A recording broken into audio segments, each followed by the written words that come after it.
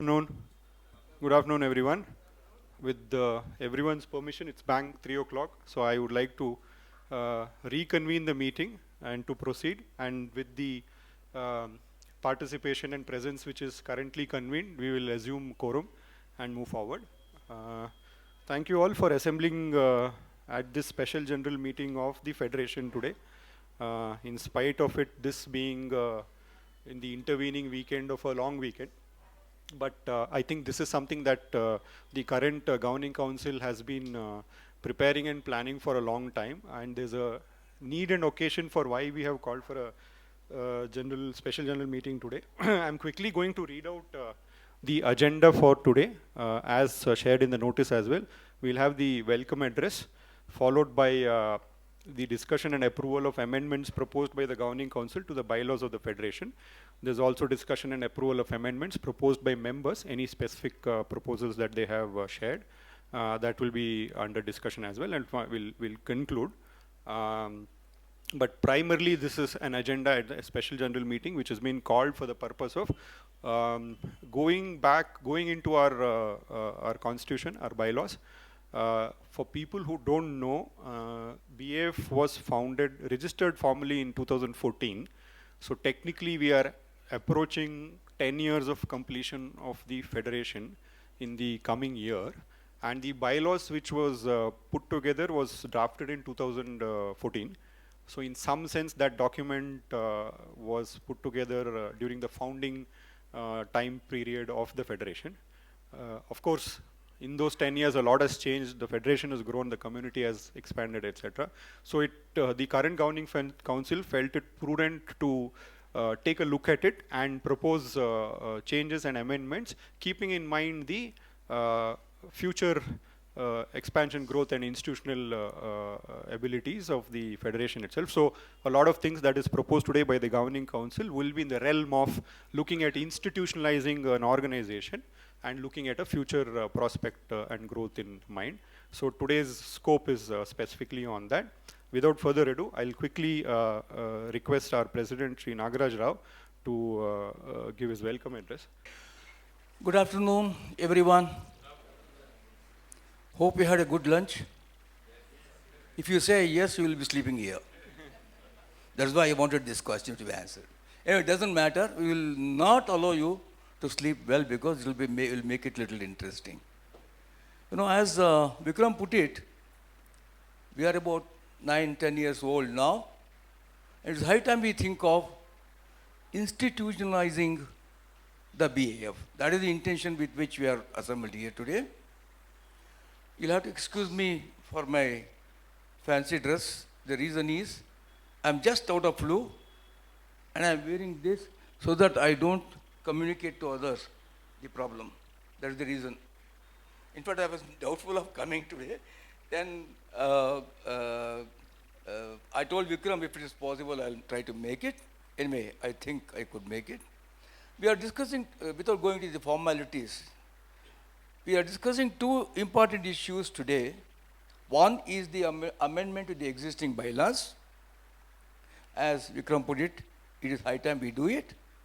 Second is, you have been listening to a lot of realignment of wards in the BBMP which has never come through, and I don't know when it's going to come through. Anyway, we are all ready to meet the requirement. So the realignment of the clusters also will be one of the subjects that we'll be discussing today. In this connection, I should make a mention of a couple of people who have been responsible to do this. One is Mr. Harish and the team. They have done a wonderful job as far as bylaws is concerned. I think it needs a clap. Second is regarding the cluster realignment. Mr. Mohan and the team, Upendra and others, they have done a wonderful job. You will see it yourself. Though there was a team, I think they took a lot of interest in doing these two things. I thought it is necessary to make a mention of the names of the persons who are personally responsible for this. The cluster meeting has become a rare commodity nowadays. I think everybody is aware of it. It become a rare commodity except Bengaluru Gate I think recently we had. Otherwise, many of the clusters are not having their cluster meeting. I think it is high time to have one cluster meeting.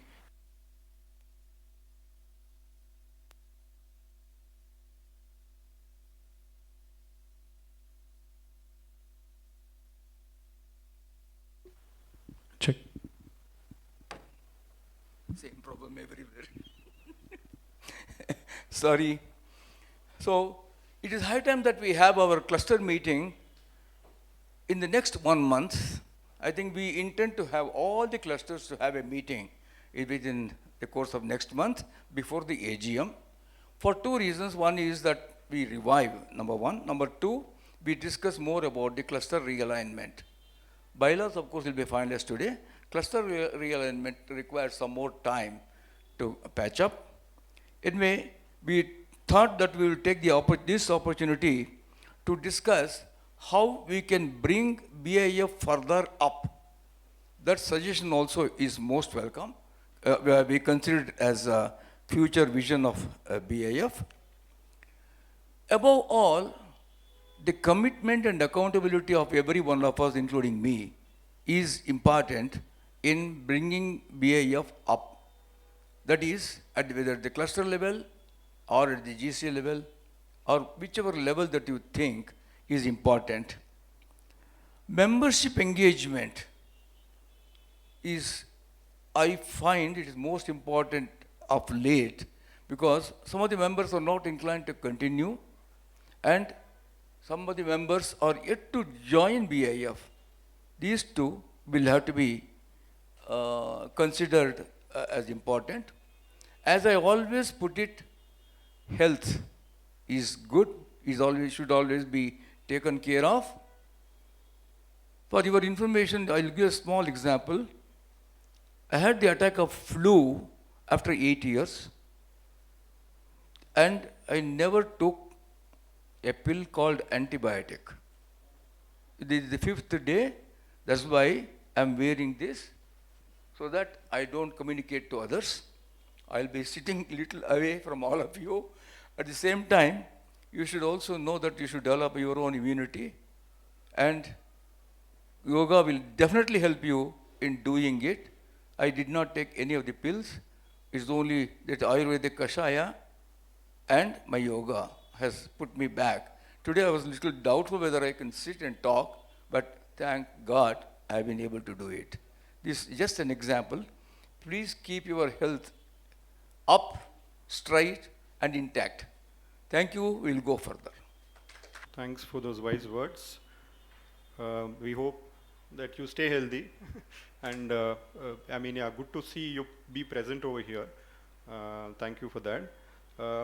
I'll quickly add a couple of points to what Sir mentioned to contextualize today's discussions. In the meantime, I think there's a copy of the amendments which has been, I hope all of you have been able to collect one. If not, if you don't have a piece of paper, you can also access the documents online through these links, just in case if that is required. It's online, but I think most of you have a copy of it as well, right? Because it will be handy to refer to as we go along during the agenda of today.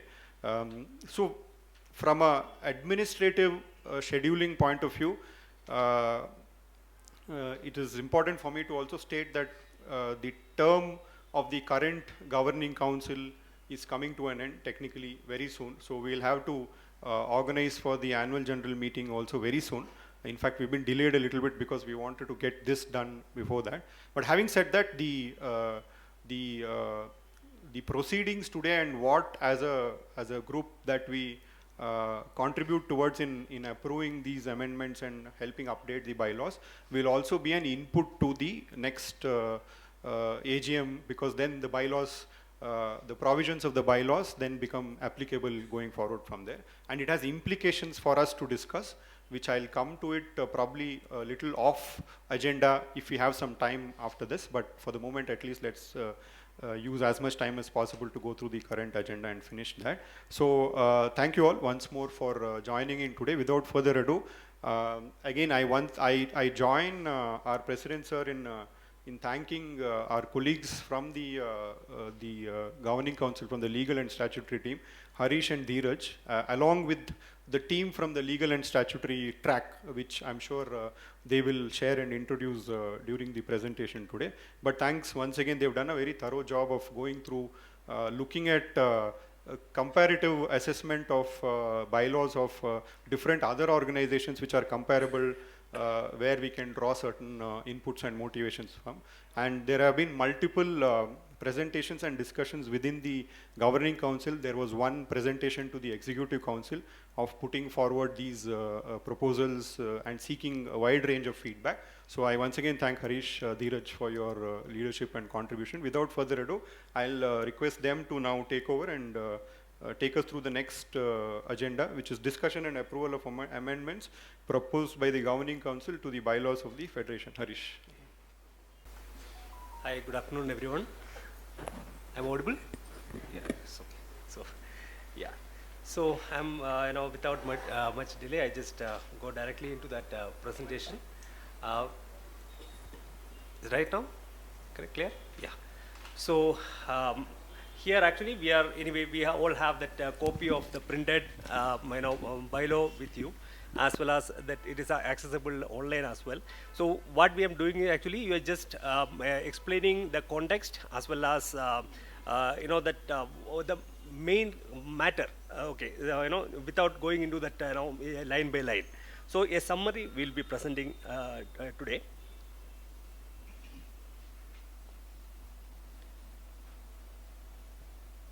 So before going into the details, let me introduce my team. We formed this bylaw committee, amendment committee, on last week of April, I think at April 30th, to look into that BAF existing bylaws and see what can be done, what all the amendments can be done. And my team include Dheeraj. Dheeraj, can you stand up? Dheeraj and Vishnu. Anyway, Vishnu is not able to join today. Valli Srinivasan, Uma Mani, and Vinay Tyagaraj. Vinay is, So these are my team, and we have gone through in detail and made these proposals. And thank you everyone for contributing to this effort. And our main terms of reference or the objective of this whole exercise was mainly to institutionalizing the present organizational structure, and especially the roles and responsibilities and functions of executive council, cluster councils, and the functional relationship between the GC, EC, and the cluster councils, and the clusters, of course. And then the evaluation of the membership categories, right? At present, we have only one membership category, which is actually annual membership. So we just want to evaluate if any further addition of any membership categories will add value or not. So that evaluation also has done. So again, then relook of GC roles, roles of GC. We have, many designations within GC. So relook at the GC roles. And in addition to that, explore that possibility of involving subject matter experts. So this is one of the key aspects that, or the point of references with which we worked on these amendments. So to start with, I'll come to that membership categories. While considering these membership categories, before us there was three main issues that we shortlisted. The one thing was coordination of members within the clusters. How better, members are being coordinated at present within our clusters. And of course, in many, we found many clusters, they were outliers, right?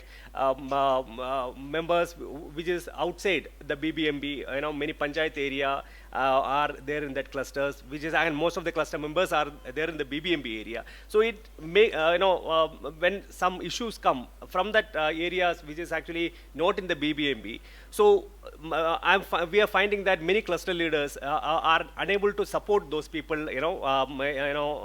proactively. So they have some limitations on that. So this issue also we have considered. And another is, of course, the organizational growth, both inorganic and organic.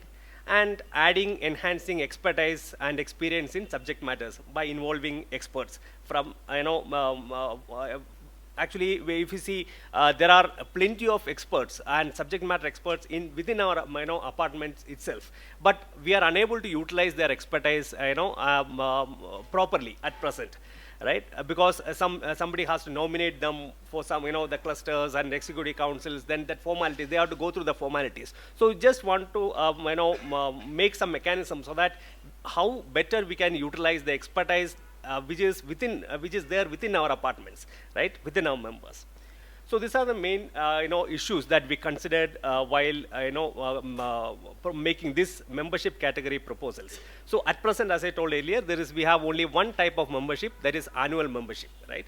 And at this proposal, we are proposing to create 4 more categories. Out of the 4, 3 are voting members, that is members with voting rights, and one type of category that is actually within non-voting members. So members with the voting rights, there are 3 in that category. One is general member, associate member, and affiliate member. So general member and associate member is more or less our same membership, comes under the same membership category of, annual members. There is no much change. Only the change is actually the geographical area. So we call a member general member if that apartment or RWA, whatever it is. So that member lies within the geographical area of our cluster. So it can be present cluster or cluster that formed in future as well, right? So whichever member is, member is within the geographical area of the clusters, they are called general member. And then associate member. Associate member are the members which is, which they are outside the geographical area of the clusters. At present we have many members, outside within the panchayat area and other things. They are added to some of the nearest clusters. So these outliers actually will be taken care of separately. So how to handle those members, the GC and EC will formulate some mechanism for that. But as far as membership rights, be it voting rights, or accessibility to any of the resources, there is no change in between these two, right? It's all like our existing members only. But these are the 2 categories that we are trying to address, that geographical area, reachability of that geographical area. And the third type is actually that affiliate member. This is a provision. This is an enabling provision to affiliate any associations who have the same membership structure as BAF, to affiliate such organizations to BAF, right? So if at present Bangalore Apartment Federation is actually only can add members within Bangalore, right? Bangalore urban and rural. But it cannot go outside the Bangalore. So, but if we can have, a Mysore Apartment Federation or Mangalore Apartment Federation or Hubli Apartment Federation, so they can be affiliated to BAF. So they can continue to work as independent and organizations within themselves, but they can subscribe to our memorandum of association. So this is the but these terms and there will be a terms and conditions will be there. So that will be actually discussed and approved by the executive council. So these are the 3 voting members that we are proposing, 3 voting member categories. And in addition to that, that one non-voting members category, members without voting rights, that is actually expert members. So these are the members which is individuals with expertise in any area. It can be any policy matters, any subject matter which is concerning that or related to apartment, So such members can be brought in as expert member. They need not be, they can be from member apartment and they can also from a non-member apartment also. They need not be a member residing in apartment also, right? So it can be a member apartment, non-member apartment, or a non-resident of an apartment. So, but it should be an expert in a particular category, a particular area which is concerning apartments, and that inclusion should be last. Yeah. So that inclusion should be approved by executive council. So this is the four categories of membership is being proposed. And when it comes to that organizational structure, at present the organization is actually the codified, that in the bylaw we have only one group that called governing council, right? And governing council can form any number of committees, subcommittees or groups. So governing council has formed this executive council, cluster councils and all clusters and all that, right? This is at present actually working as a groups or committees formed by the governing council. And governing council has given them some powers and responsibilities. Now this is the one part, one thing that we initially told, actually, the existing organization structure, right? So we are now including this organization structure into the bylaw, incorporating it in the bylaw. So when we are doing it, we need to clearly define what each councils or each group is doing and the relationship between each of these groups. So the governing council anyway it's it's a legal body as per the BAF bylaws, existing bylaws, and clusters also we are clearly defining the clusters also in the bylaw. And the executive council is another group also being defined in the bylaw, which is a meeting place between governing council and the clusters, right? So governing council, executive council itself do not have a independent representation, but it will be a mix of governing council and the clusters, which is actually now how we are practicing, right? The same thing we are bringing into the bylaws so that we can make that structure formal and legal. So when it comes to this, the governing council will be consisting of a president and one vice president, secretary, joint secretary, treasurer, and 16 governing council members. Now, at present, the change is we have 4 vice presidents and 4 joint secretaries.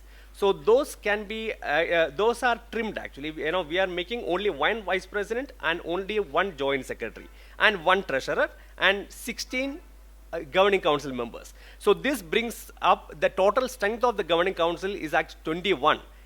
In place of, at present, we have only 15. So instead of, at present, 15, total strength of GC at present is 15. We are proposing to increase to 16 with only one president, 1 vice president, 1 secretary, 1 joint secretary, and 1 treasurer, and 16 GC members. And the next is actually the executive council. Executive council will be all GC members, all 21 GC members, plus presidents and secretaries of every cluster councils.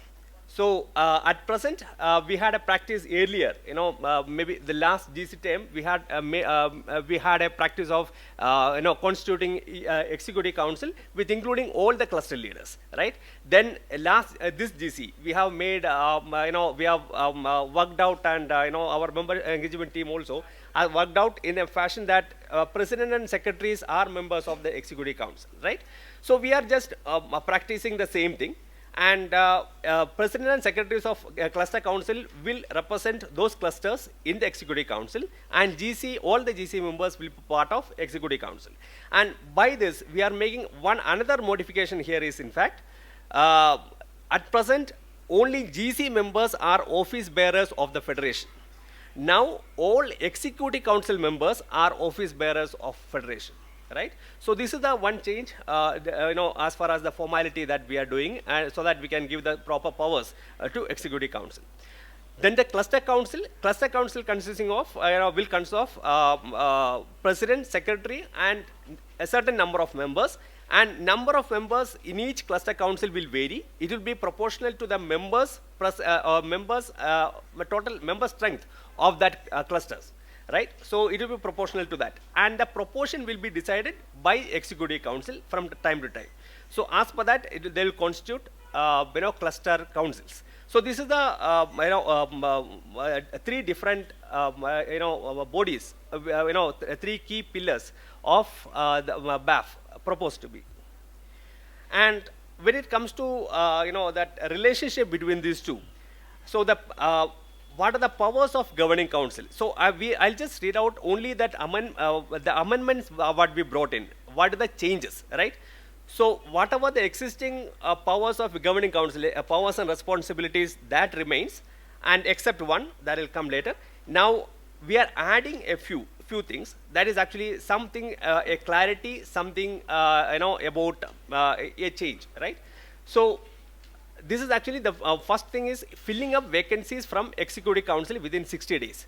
So at present, GC, if any vacancy is there in the GC, there is no mandate that it should be filled, right? Or filled within and from where to fill, and how long it can be kept vacant. So there is no clarity in the present bylaws. So we are bridging that, we are bringing that clarification here, bringing this proposal.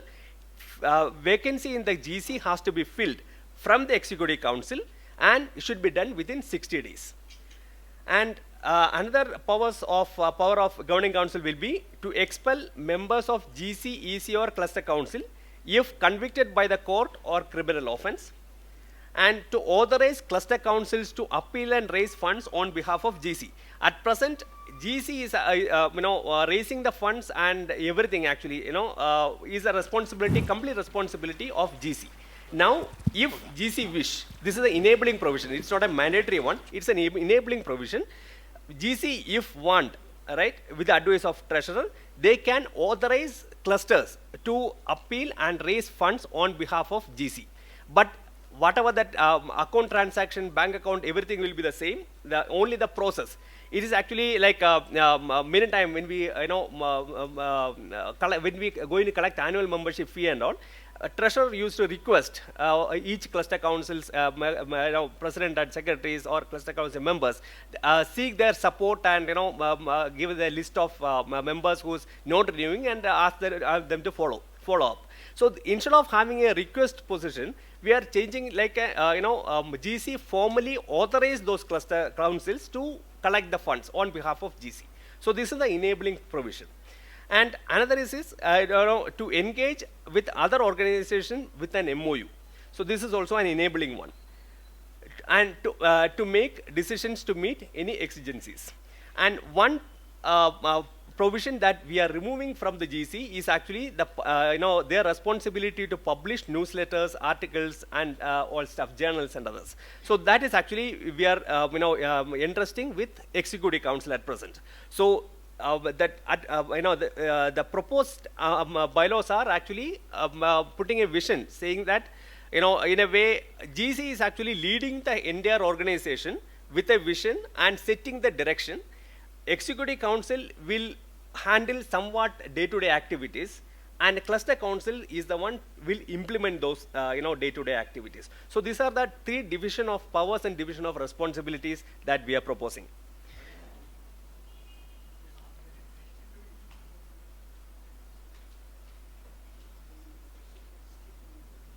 Questions will take discussions we can take later. Yeah. And powers of executive council. Anyway, the executive council is at present it's not part of the bylaws. So whatever we are putting together here, it's an addition. So their powers and responsibilities of executive council will be coordinate, and this is actually with respect to clusters. With respect to clusters, the relationship will be coordinate and supervise activities of clusters, form, dissolve, bifurcate, and amalgamate clusters. So these are the main key points, the relationship between the executive council and the cluster council. And with respect to, and also the frame selection process of cluster council members from cluster members. So this also, these are the three, main things define the relationship between the clusters and executive council. And with respect to GC, the implement decisions and initiatives of governing council, as well as provide feedback and suggestion to governing council. So it's a two-way mechanism. So governing council take that decisions and initiative from the governing council and try to implement. At the same time, provide feedback back to the GC. And in addition to that, establish and administer grievance redressal system. So this is a new thing that we are bringing. Constitute a disciplinary committee to examine allegations of misconduct and take appropriate decision based on report of such committee. So if suppose executive council receive some complaint regarding some misconduct that is defined later in the code of conduct. So some misconduct allegations, as a written complaint, we are executive council receiving, then they are bound to create, after discussion, to create a disciplinary committee and take the decision as per the report of the committee, recommendations of that committee. So, so it is not somebody come and immediately quick suo moto decision taking. That is not the process. It's a after due consideration and due providing proper hearing and everything. And in addition to that, to publish journals, newsletters, and other documents for furtherance of objects of federation. To appoint a committee, subcommittee, and grant them with such powers commensurate with the objectives. To invite experts to its meetings, communicate all decisions taken to cluster councils. All decisions in the EC shall be taken and by either unanimously or vote by majority of attendees. And then if EC is unable to take any decision on any given topic that came for its consideration, then they can refer that matter to GC for proper decision, right? So this is the, we are forming the executive council and giving them with sufficient powers to function properly, right? And when it comes to cluster council, the main role of cluster council is cluster councils enable the governance and effective administration at the local level in a predefined geographical area as decided by the executive council. So that what is the geographical area of the cluster council is decided by the EC, right? That is also comes under the powers of EC. And cluster council coordinate the members and administer the federation at the cluster level. To appoint a committee, this is the again same to give that proper power so that each cluster council can function properly. To appoint a committee and subcommittee or a subgroup and grant them with such powers commensurate with objectives. To invite experts to its meetings. Report activities in a predefined format to executive council whenever convened or as required by the general secretary.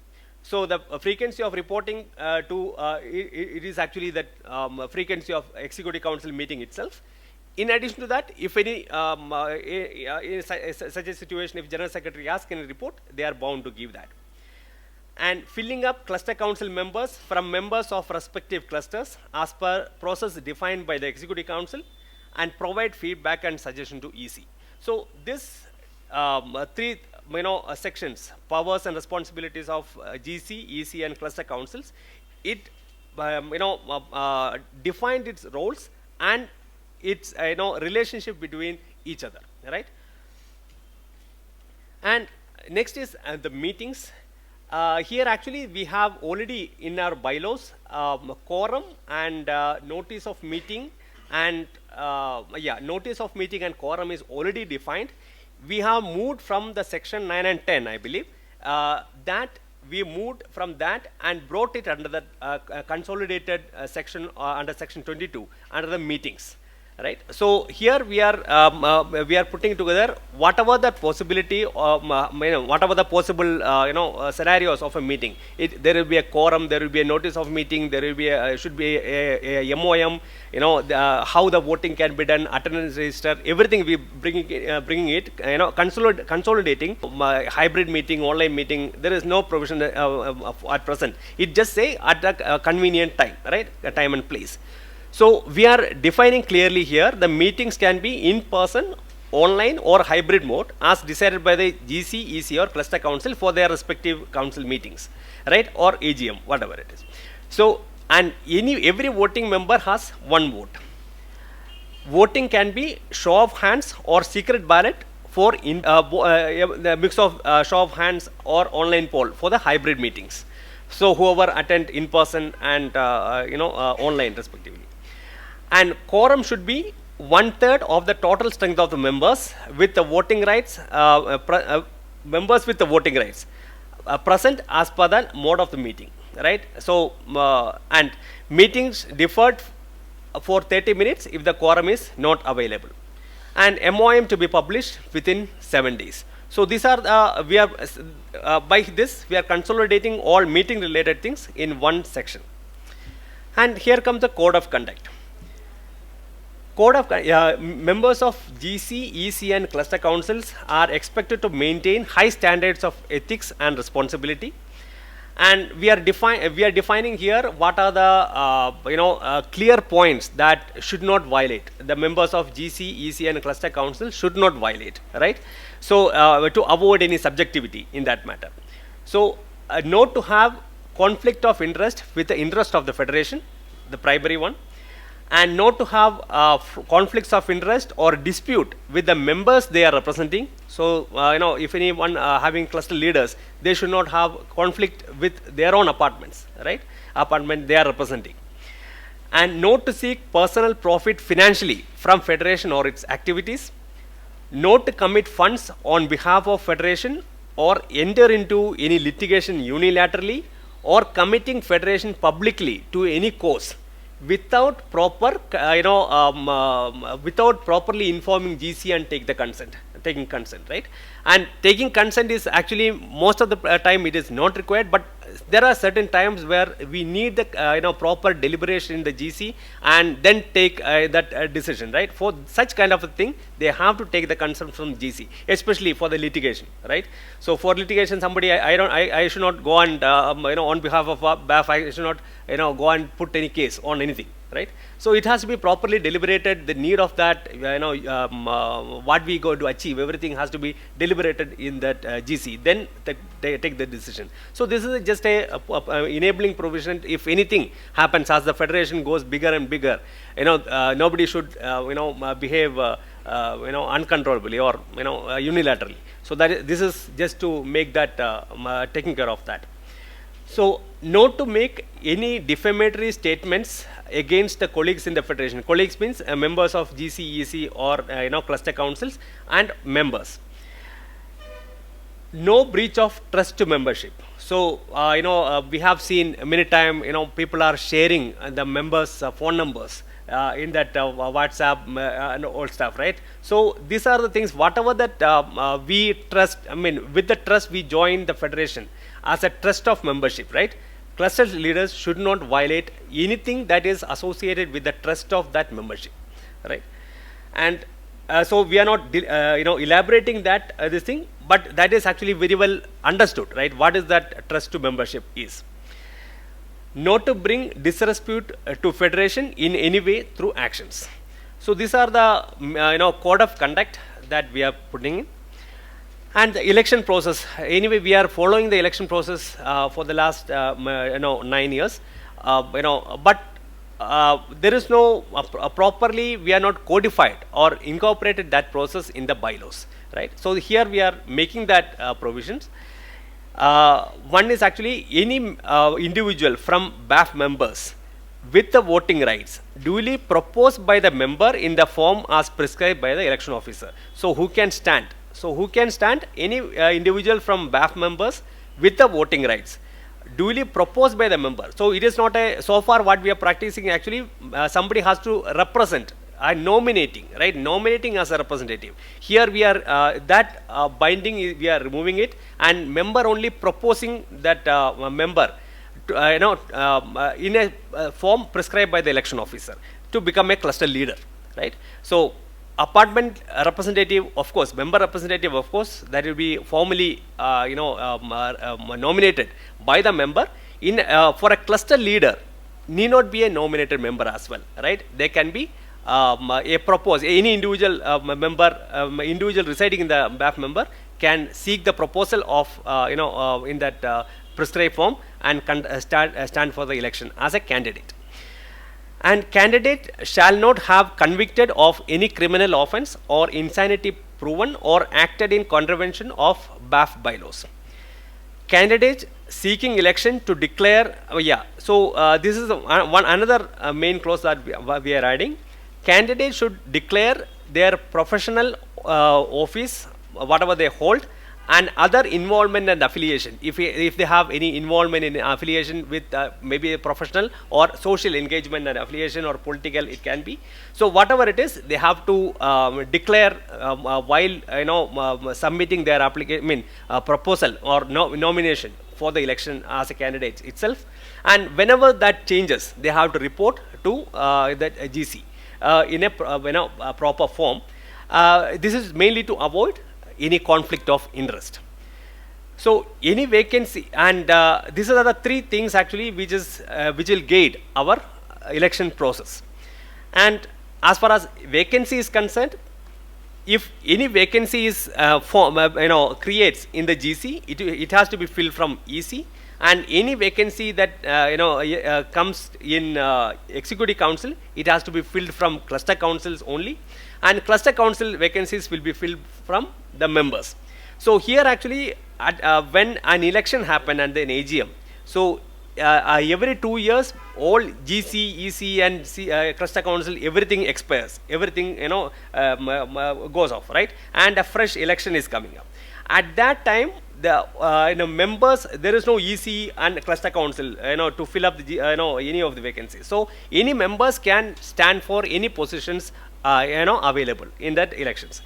Once the election is over, once the GC, EC is formed, right, once that election is over, once that GC or EC has formed, after that, if anything left out, any vacancies are left out without filling, that will be considered as vacancies, right, and that vacancies how to fill, this is the way to fill, right, and even due to a resignation or ill health, somebody don't want to continue. So in such a case, scenario also, that vacancies how to fill. So this is the guiding provision to how to fill that vacancies. And other amendments we are proposing is actually, it's a this till then now what I explained is actually that major provisions. These are the minor amendments, but these are amendments, right? In the role of the president, we are proposing to add one more provision to exercise a deciding vote in case of a tie in making critical decisions, right? So if any tie happens in the GC meeting or executive council where the president chairs the meeting, so if it is a critical decision making process, president can vote this casting vote or exercise the deciding vote. So this provision is not there in the present bylaw. We are adding this provision. And as far as bank account of federation is concerned, at present bank accounts has to be maintained at a public bank, and for the facilities, for the sake of facilities, we can also open additional bank account in a private bank also. But major fund has to be kept in a public bank. That is the provision in the existing bylaw, and we are not touching that. There is no change in that. But given that scenario, right, how to manage the funds of the association, there are many available instrument or options are available now. So we are adding an enabling provision so that a governing council shall authorize to place funds of the federation in fixed deposits, which already there, bonds or financial debt instruments, and manage the proceeds as decided by the governing councils. So these are the bonds and financial debt instruments are not present at their present bylaws. Since these are the instruments that also can be utilized, or think of utilizing, by the governing council. So this this provision, this enabling provision is past 10 years is we are registered at Sangeeta apartment. It was continued to be, and even though we have changed our office, so we are reflecting updating our present office in that bylaws as well, which is in that HSR layout, 27 Payne Sector 1 HSR layout. And another thing is actually dispute resolution, right? In case of any dispute or differences regarding functioning of federation or implementation of bylaws, members can approach executive council before invoking any other jurisdiction. So if you are if you have any grievance, any member having any grievance regarding the functioning or implementation of bylaws or any matter, so before going to the court or authorities or anything, so before invoking such jurisdictions, they can give a written representation to or complaint to Executive Council. Executive Council will deliberate on this and find out that some solution to that. So this is the dispute and grievance result as well. So that's all. These are the amendments, and I think I'll hand over to Vikram for the next agenda. So after the next agenda, we will take the questions one by one, and then we can have open for discussion and voting. So there is also one agenda which talks about proposals by members. This was the GC proposal.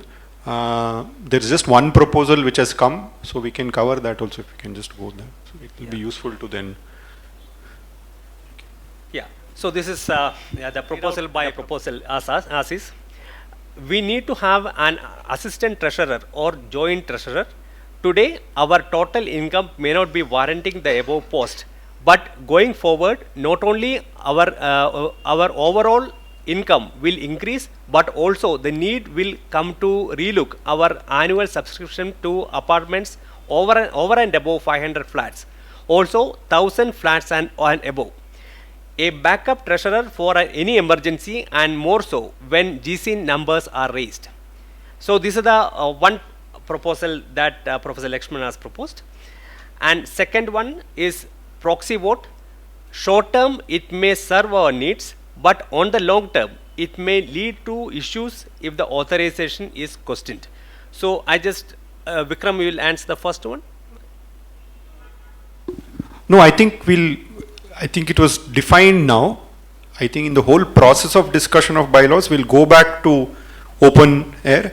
Maybe Professor Lakshman can also contextualize this a little bit more, and then we will deliberate on that. Okay. I would propose that we will throw the discussion open now to all the things which has been presented one by one. I mean, both based on whoever has inputs basically.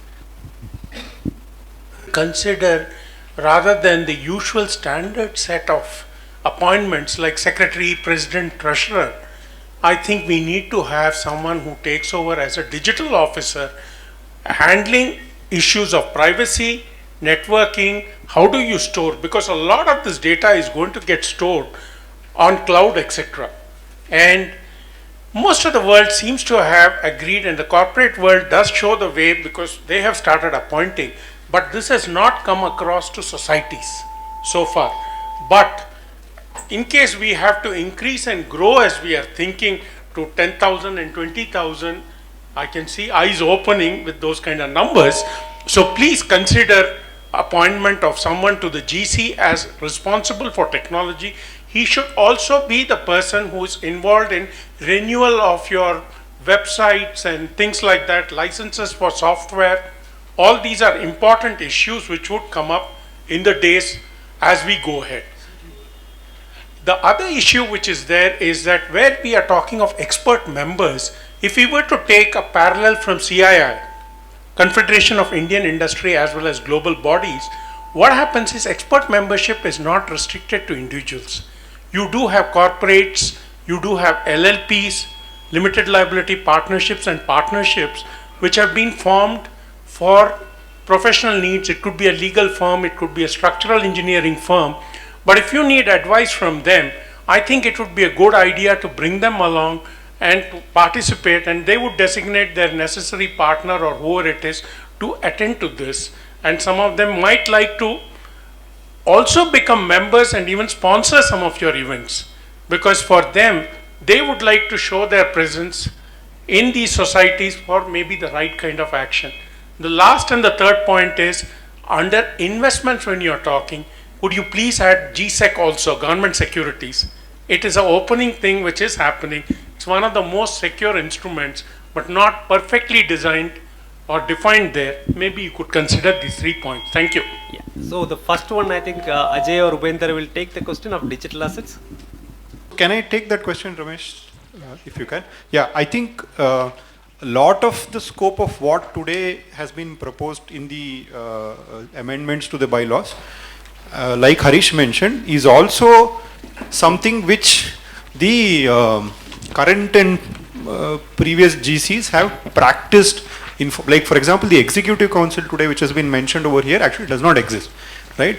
the last version of the bylaws has an enabling condition which says the governing council is empowered to create subcommittees, very loosely. So we've used that enabling condition to create something called an executive council, cluster council, etc. So today we're just, going back and say let that be a formal, right? Let that be authorized.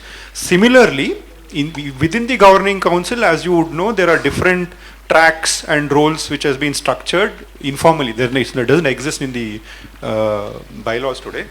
And as part of that, there is an emerging focus on technology and digital assets, right? Technology to start with, if you would remember and notice the push towards having a portal membership area, documentation being managed in a certain structured fashion. The app then came after that.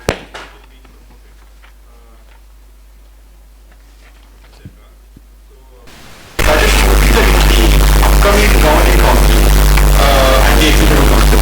Let there be a clear focus and strategy on Have a designated person, focus and strategy follows.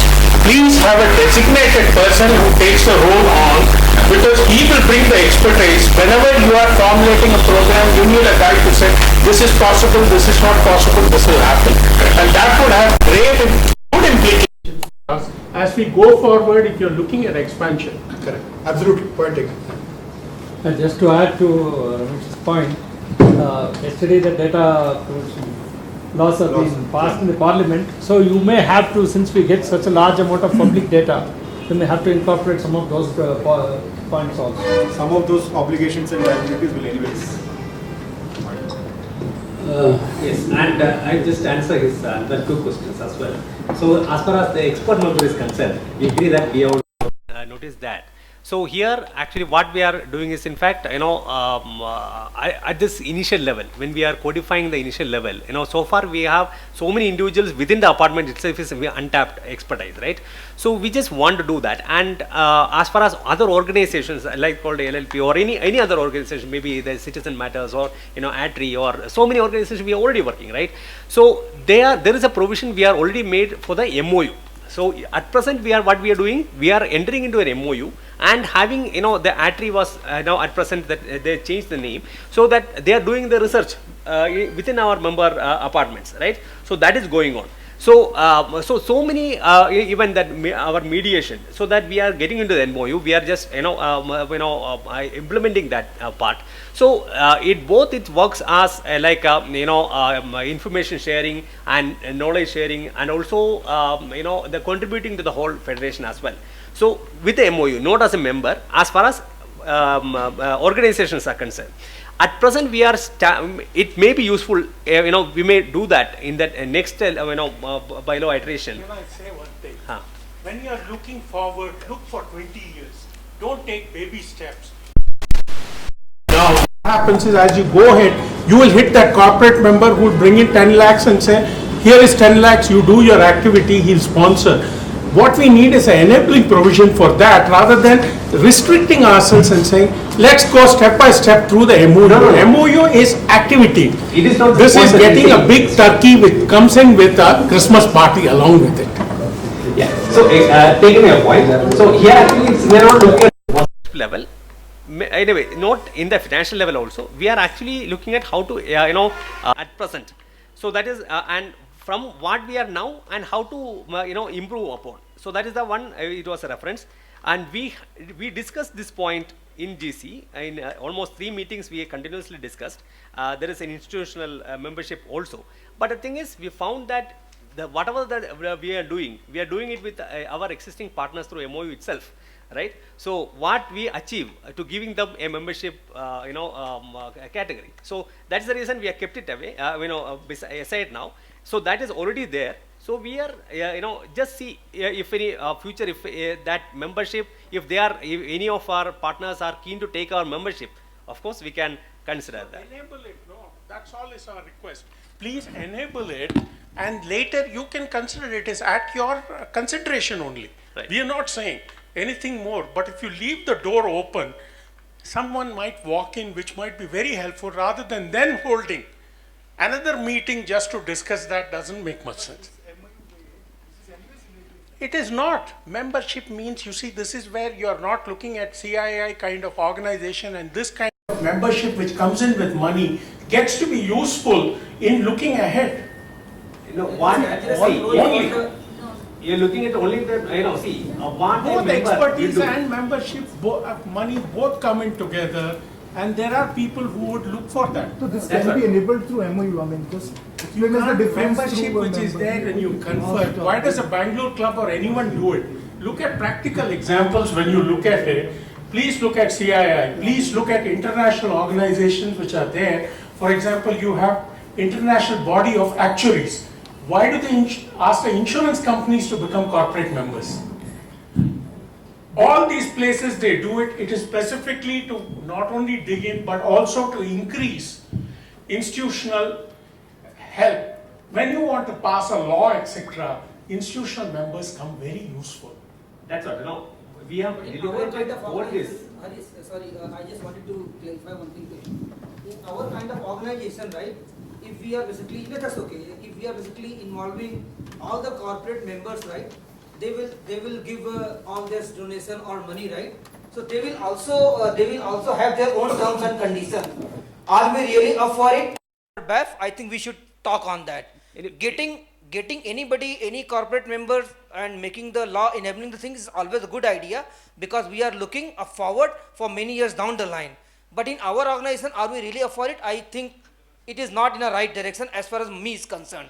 Because when you get the contribution, people will have their terms and conditions, and that's the reason some of our own volunteer related activities, right, we are very clear not to involve any such kind of corporate member because they dictate their terms and then we lose our own existence. No, let's not. Probably that's my Yeah, feeling. I'll, Nothing to disregard. I'll clarify that. See that. We have deliberated this one in a detail, this provision actually in detail, right? So what we have seen is in fact, from whatever we have practiced under MOU, right? And as a granting them a membership status. So we are not finding anything other than that. As a member, they will get more access to our membership base and and membership data. Other than that, what we are achieving, what we are getting more than from an organization, like for example, we are doing with ATRI, right? For that environmental research and STP research, many people are associated with them in a Lehenga cluster, right? So what we can achieve more than that, granting them a membership status. Other than we are giving them our member database, because as a member you can access to the clusters, right? The cluster member details. So that is the only thing that we are getting to a company. See, the first point to be noted is we are still thinking that our data of membership is so useful to others. This itself may not be the case. People joined hands together to change laws, etc. For example, we do not have a clear law at what point of time we are going to have a building demolished and rebuilt. Now, this could bring in a whole lot of other people, including even the Institute of Town Planning, to others. Now, unless we are open to it, we will not see the benefit. We'll only try to think, where will it cut against us? This might cut in your favor, and look at that more ahead and look at it. This is how CII grew. No, I didn't understand. See this, an MOU and with an organization, what we are doing this more than get from that organization, more than that, under the terms of MOU, than granting them this thing. What we more get by granting them a membership more status? Because when you get all these members inside, they bring in also their points of influence, which will not happen just as a MOU. That when is you happening really now. work as members together, it We are makes a doing now. difference. We are already doing now. We are achieving that same thing. I at think, present. let me put it this way. Somewhere you have done the definition, you are the Stapakas, so now you are finding it difficult to, take any other viewpoint. No. We have deliberated this point. See, we have made a institutional membership pattern also. There was a deliberation, clear deliberation. That's why we are asking this. We have already a practice of doing the MOU, and we are done. We are continuously engaging with so many organizations already. So what we are achieving more than that, granting the same people a membership status. So that's what the same thing actually in the GC meetings also we are facing, same thing, right? If we really do what he's asking us to do, we'll have to relook on the that case. No, it doesn't It change. cannot. It Because doesn't- this is for the apartment dwellers. It is not for outsiders to become members of our association. No, I wouldn't agree. An MOU gives you a If you have an MOU, fine. No, that But gives not- you flexibility. Not anything more than that. Not that. I just answer your question. See, Oh, the thing yeah, is, that. many organizations are there. Like even if you take This is not CIA, for business, NASCOM, yes. or anyone, It's not for business. there is a definition of membership, right? Other than that, whatever it is, additional members, if they do, which is not falling in their exact definitions in the domain, they will call them as associate members, right? So there is a provision. Every organization do that. But the thing is, here what we are doing is actually we have deliberated it, but at this point we are unable to find any usability of that. And that's the main thing, right? Because we are. Sir, okay, now my point. We have discussed enough of this. Yeah. Can you just give a logical conclusion to that? Okay. I think there is enough pros and cons. What Ramesh is making a point is of membership in extension to the expert members, which has been mentioned over there. Expert member says that it is. Any Let's stick to individuals who the have expertise. specifics basically, right? It says individuals with experts in legal framework, compliances, conservation of natural resources, or any other matters or other resident welfare associations may become members of the federation with the approval of the executive council and have such privileges other than that of receiving. You can speak directly. I think better that.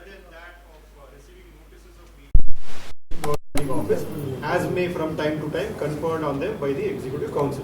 Now the proposal is to say that why only restrict that to individuals, but it can probably consider organizations and groups. Right? I think valid point, and there are references that you're quoting also from other kinds of communities like that, which have professionals. I think the counterpoint which is emerging, which is what we have debated also and which is emerging over here, is of the identity match to the kinds of categories of members, right? If you would have noticed the three members with voting rights as well as in the experts voters, expert members, the common thread of definition is in terms of there being an associability to apartments, apartment associations, resident welfare associations. That was a fundamental motivating block. And in expanding the other categories, the motivating block was that BAF is no longer just influential on issues concerning Bangalore. For example, tomorrow if there are reforms which are done on say KAOA and things like that, that is applicable to associations across property ownership rights across Karnataka basically. So the ambitions expansion over there was saying that we can and we should, we are already becoming relevant to apartments and groups across the state, right? Why not? And then there is also a point which said that we should actually become the leading light and influence the aggregation of BAF-like aggregations in other cities, etc. So that was the motivation between general, associate and affiliate members. But we have retained, there were actually some more categories which they had proposed because there was no clear identity match to the core vision of BAF of being relevant to apartments. Plus the fact that, you know, what is the motivations and risks that comes with other categories of people who are interested parties, basically, right? Now, they might be influential parties, but they could be interested parties for various reasons, basically, right? Which is the only reason why we said that let's not do that right now, because there are lots of, we are at the confluence of a stage where as a community and as a group, we are fairly large, right? We represent almost 3 lakh households today. The level of influence is also there, it is increasing slowly, but the level of interest for various kinds of unverified and interest is also increasing, let me put it that way, which is why I think it was a cautious attempt to balance the ambition as well as the risk mitigation on that. My suggestion is, I think let's go with that expert member definition right now. Let there be an opportunity for executive council members to use that expert member category as a quick proxy towards opening it up and seeing how we can work with varied groups of people, which are individuals. And it can probably also include individuals who are nominated experts from some professional organizations. So the time being, probably we can still include them They might be from a professional organization, but there's an individual expert member who was nominated as a member, basically, right? They can deliberate and she'll include that. That provision can be enabled. But for looking at organizations itself, my suggestion would be that, let's try this out. If it works and if it actually creates a trust to say that, we'll bring many more organizations, including professional organizations under the umbrella, then why not, basically? I don't think so it's too tough to then take that step forward. Is that a fair point? Yeah. Sure. No, absolutely. It is not you and me, sir. My term is ending, so it is everybody to consider. The general body has to consider. That's the rationale was that. That's all it is, and basically. And being privy to some bit of, by the way, I mean, today a 1,200 member community, which represents 3 lakh households, is also, I am not in agreement to just state that it is just a database. It is a large enough population to have a lot of different vested interests as well, basically, right? So we have to also build that diligence and risk cover to make sure that the aspect of trust which Harish mentioned about, right, is not, loosely opened up as well. That's all it is, basically. So we can take cautious steps on that front. Yeah. My point is that So this comes in the bond and other options. Anyway, it is coming, no? Separately defined always. Okay. You may like to add that as a word. You want our Sundar? Sundar, any views on? Any views on GSEC? GSEC has to, we have to invest, we have to add. So that amendment we can make.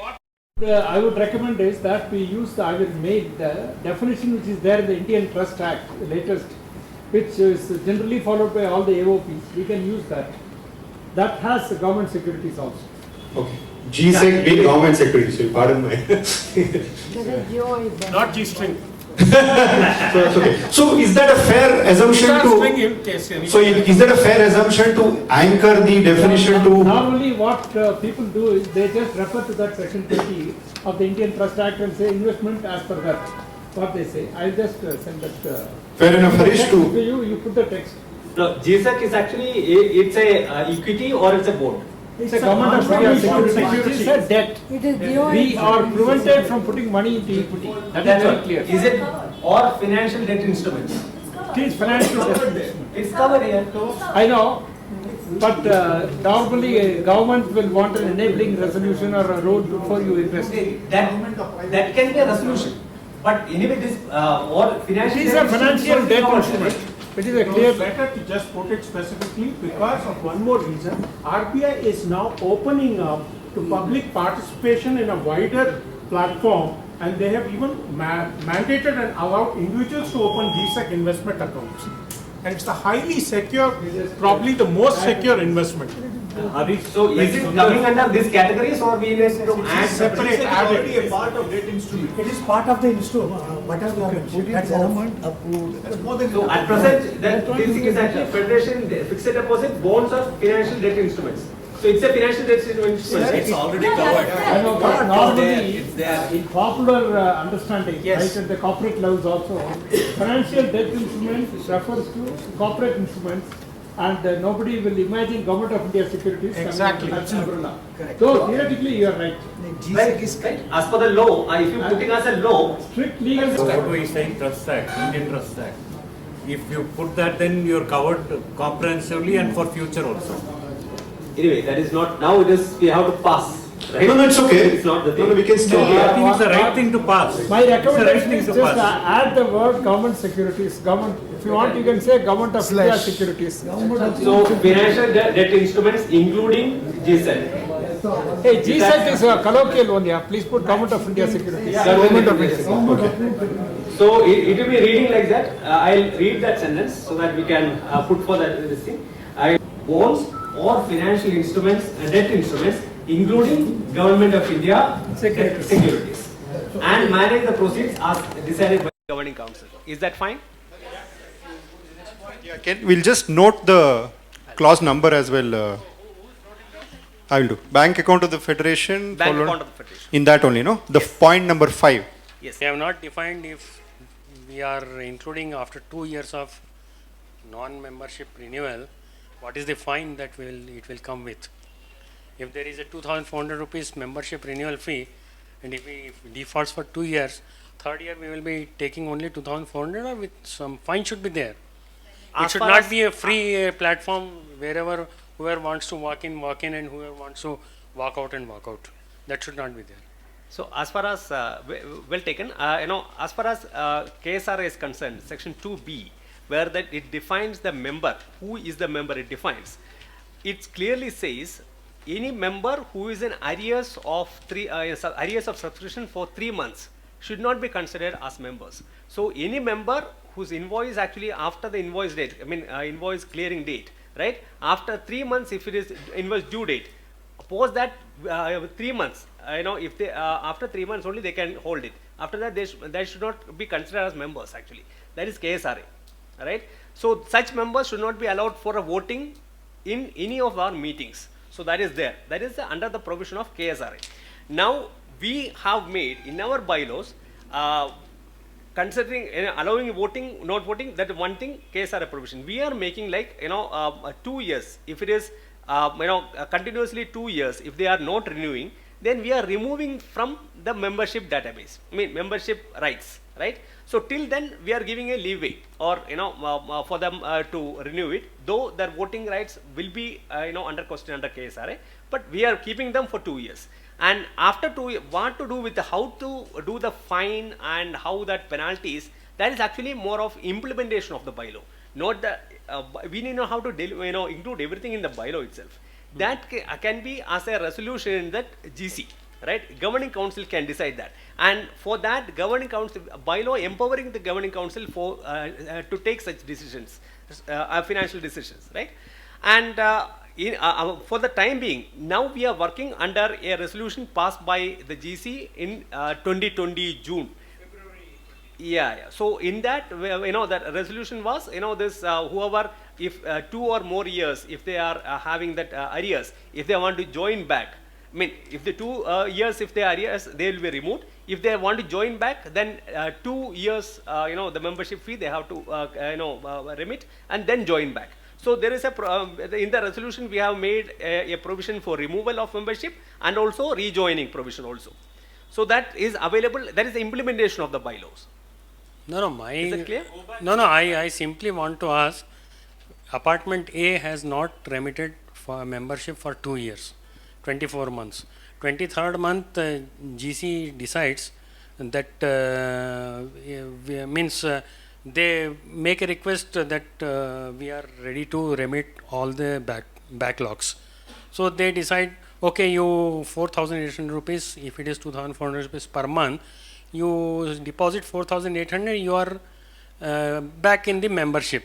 So what is the deterrent for not getting late membership fee deposited?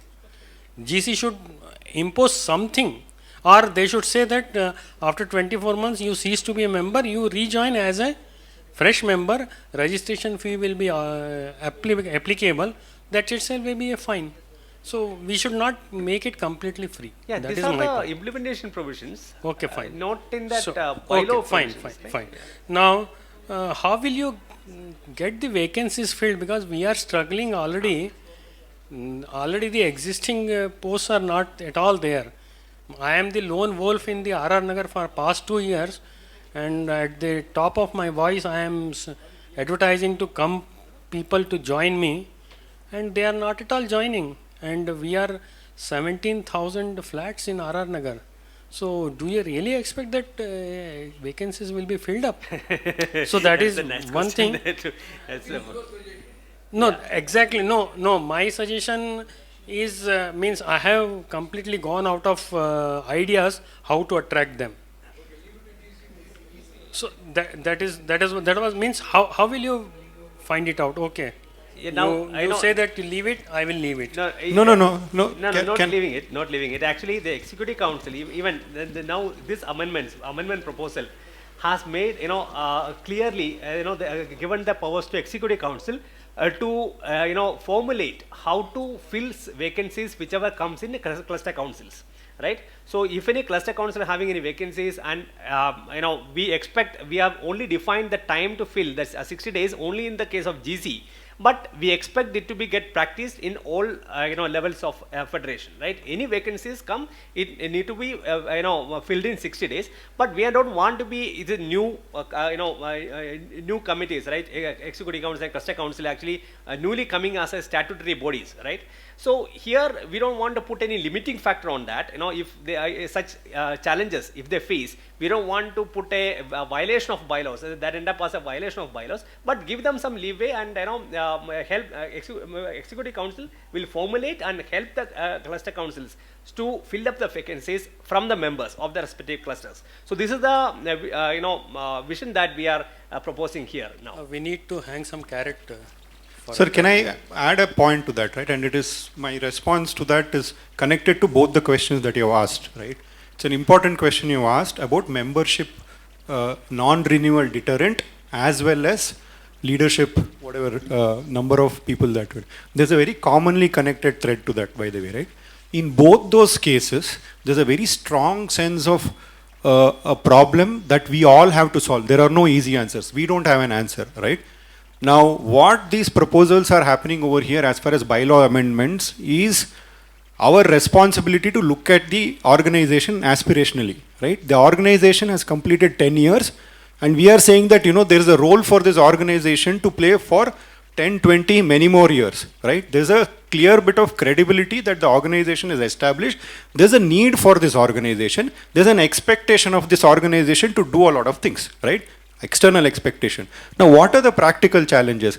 Why do people don't renew? There are multiple practical challenges. We're starting with the change which happens at the committee level itself today. Today, people are not coming and joining the committee, sir. That's a practical challenge. Everybody has to accept, right? That's a practical problem. Somebody finishes, leaves, goes. We don't have anybody to go and connect with them and chase them, etc. and all that, right? That's a practical problem. People are asking questions saying that, what are the services you are giving? What is the benefit? They don't look at this as a community model. So they only want to look at BAF when some problems are happening, some issues are happening. That's when clear patterns to suggest that our membership goes up only when some KSPCB notices are there, etc. See, these are all fundamental existential community identity problems, right? When we do, so today, we have 1,200 members, but we only have about 50, 60 people sitting over here, right? I'm not blaming them, basically, right? There's a fundamental problem of engagement of what constitutes the reason for people to join and stay in BAF, basically. And the same question is reflected upon leadership, development, volunteering, participating. I think we have to go back to that question and address that. At this point of time, what we have said is that the bylaws need to look forward, right? But I think that means that we also have to put our heads together and say, if we are looking at this organization 10 years ahead, what are all these practical challenges? My own personal input internally has been to say that, let's stop doing new membership. Not necessary, right? What 1,000 members are there today, right? Let's go to them and say, what is that we have to engage together? Can we bring all of them back out there, right? So I think these are some fundamental questions we have to go back, but hopefully I think, see, this bylaw amendment is a proxy towards that question, right? How do we look at the organization? How do we take it forward? It requires all of us to put our heads together, no problem, right? Like in the next 1.5 months before the AGM, at the GC we are thinking that whether we can just do a round of cluster meetings everywhere, whether somebody joins or not, we will be there as GC members to say, come and say that, we have to move forward, right? Are more people coming or not, right? So we are willing to put all that effort, and it is a mutual responsibility for all of us, basically. Let's do that jointly. Third one is, we have not defined anything regarding the appointment of helping. We have 2-3 persons for our organization's help. That has not been defined here. Or is it already inbuilt? The bylaws actually, that rules of that conduct of the federation, right? A federation can employ the people and manage the people. It's actually the implementation part, the administration part. We need to know how to put in the bylaws, right? Bylaws actually how the federation behave overall, and its relation, how the constituents of the federation, be it the committees, be it the members, the relationship with the members and different committees. These are the and a set of enabling provisions to each of them to act properly to furtherance of the objectives, right? So this is the this is what the bylaw is, And there is, when we see it about the law, the bylaw is a one part. It's a set of instructions or or rules, and there is an implementation part as well. So implementation will happen through resolutions, through circulars and all that, and then the feedback and administration as well, as you told. So the employees and other matters, it comes under the administration level, right? It's not even the implementation of the bylaws, which is federation is enabled or authorized to employ the people and do that, administer the federation as a whole. Yeah. Can I take the? Yeah. Yes. So see, I think a little back of going back to our drawing boards is necessary. BAF was supposed to address, finally at the base of our whole pyramid is the households that we are talking about, and the actual members, who are then intermediated by the association of the apartment. Today, I think the fundamental block in most of the cases is these associations themselves. Okay, so we need to find a mechanism of how to reach out to the actual households who are our ultimate beneficiaries, or whom we have targeted as the ultimate, we are all working towards the benefit or the welfare of those people. Number of cases, one of the things is when association committees change and all that, communication does not happen. The other thing that he's talking about getting more volunteers and all that, finally our base of volunteers are going to come from that catchment area of the households. Okay, a lot of them do not get involved or associated with the associations of the apartment for various reasons. Some of the reasons are very peculiar, but a lot of them do with either discomfort with the kind of people or the situation of obtaining in that particular apartment. Whereas they might be open to volunteering with their expertise or otherwise for the larger role of BF. Okay, so we can even draw our cluster members, cluster council members, and higher level members, whether EC or GC or whatever, from that set, which we are right now precluding, because we are all using the filter of the association to filter up. No, that's not the case, but we are not actually going beyond that, right? When we are talking of catchment of members, whether it is cluster council members or EC members or that, whom are we addressing? We are addressing that small set of people who are coming through the filter of the association. So can we really think of going down to the basics? Okay, I'm just throwing up an idea. I don't know how it is going. So can I answer? So in that, as per our I think this is a good point to be discussed at the AGM rather than the SGM. A quick point because of view. The bylaws, 1 minute, sir. The bylaws are being discussed here. If you, what do you suggest? Someone suggest something to the bylaw. By putting a bylaw, you can make the people come and volunteer. If that is the case, we will do it.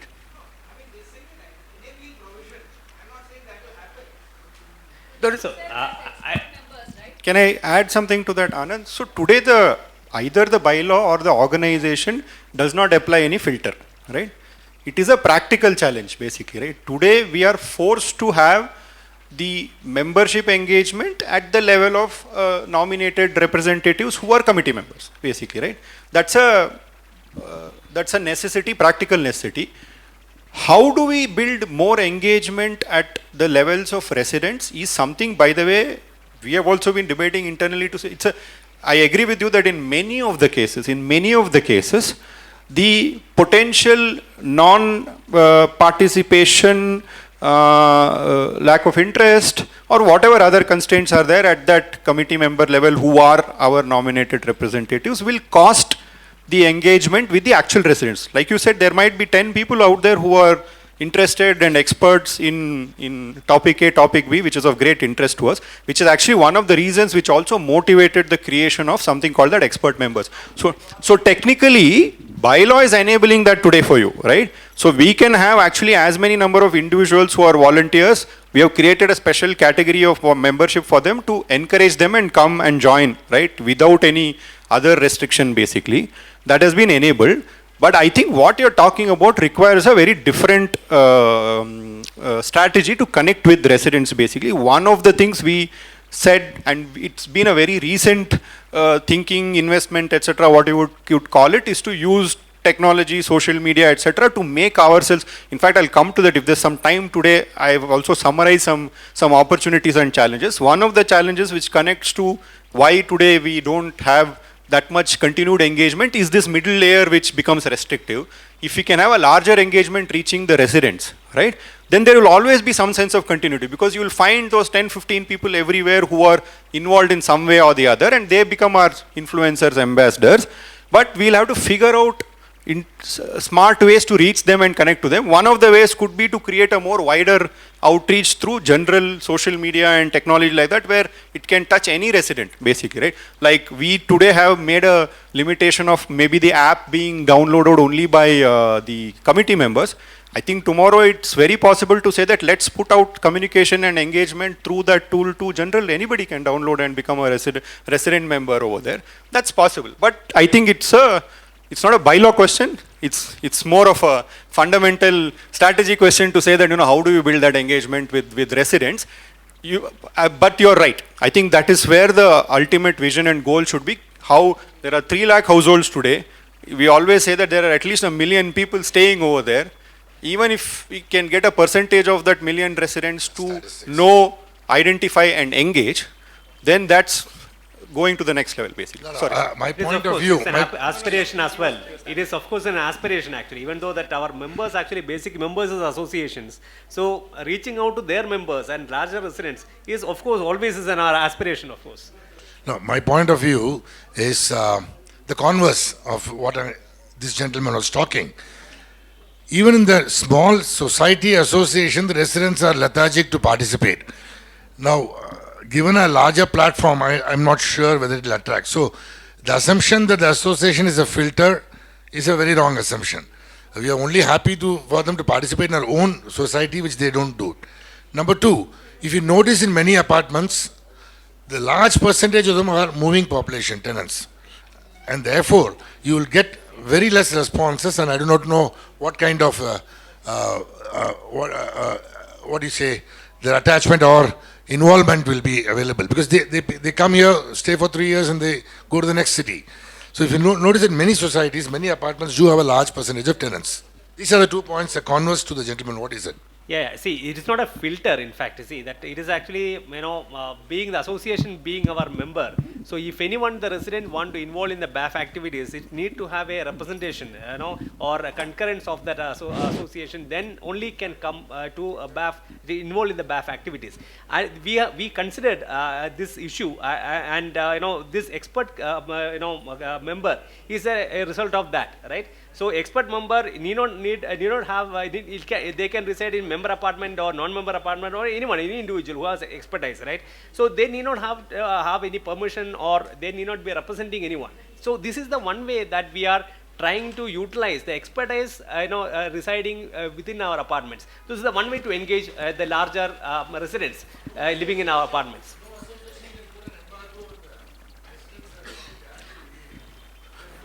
Correct. No, can I add to that? I think. And even if we feel something that filter and other thing, that is not there. There is no formality. No, I'll bring it back to that. No. So this, I think the gentleman has a valid point. This is not directly connected to the bylaws or amendments, but having said that, I'll just connect it to what Harish has said.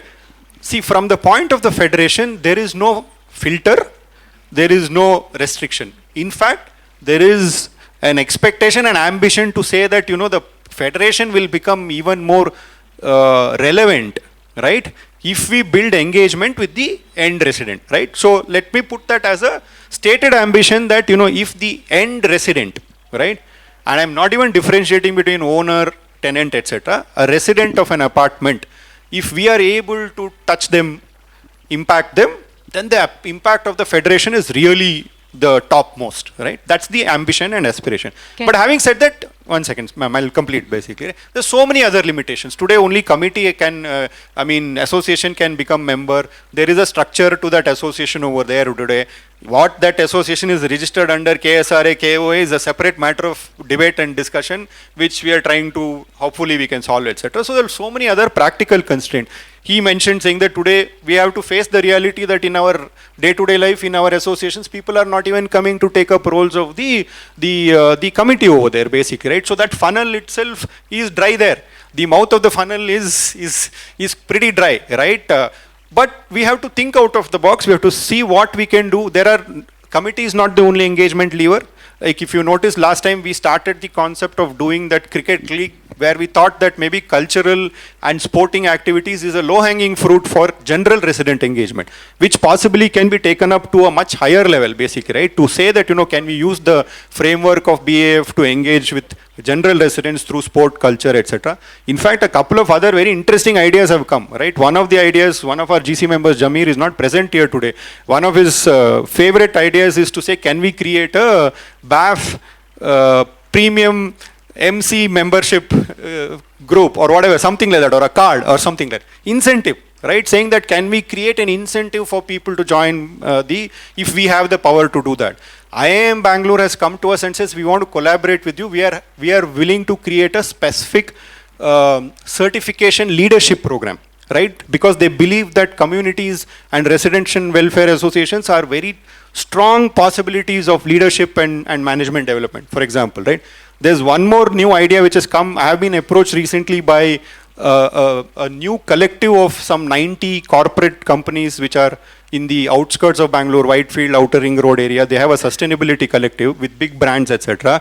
There's a possibility to discuss with them to say that, can we, BAF and you, work together to in some size recognize and incentivize participation in community activities, including being part of a management committee. Because so many people today say that, I don't want to join that because I'm busy in my work, etc. Maybe there's an opportunity to unlock by saying, if your own employer says that this is like the Google's policy, right? They said one day in a week you can work on anything. It spawned a lot of interesting innovation. Same idea if you can apply and say that, you get a bunch of those 80 companies to recognize doing a management committee role or a BAF role as something which is recognized, maybe that will motivate people. So there are a whole load of ideas that we should put our heads together to say, how do we get those individual residents, A, to join more community participative work like MC, and 2, as a secondary influence to also volunteer and participate in BAF, would be the way to do it. But from drawing back to the bylaw, the expert members where individuals can now become members possibly should help us to encourage more individuals to join BAF directly and contribute, participate. Because there are a lot of people who might be interested in topical areas. So many people interested only in solid waste management, somebody who's interested in mobility, somebody is interested in energy, right? So now this will enable us to directly take them in as members, as expert members basically. So I think we'll stick to that. I think expert members will enable that, but more ideas have to flow more basically.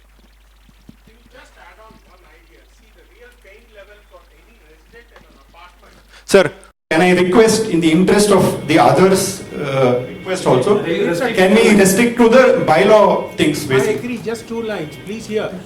If you want to engage with them, whenever they have a problem with the association, that is when they want a professional opinion on it.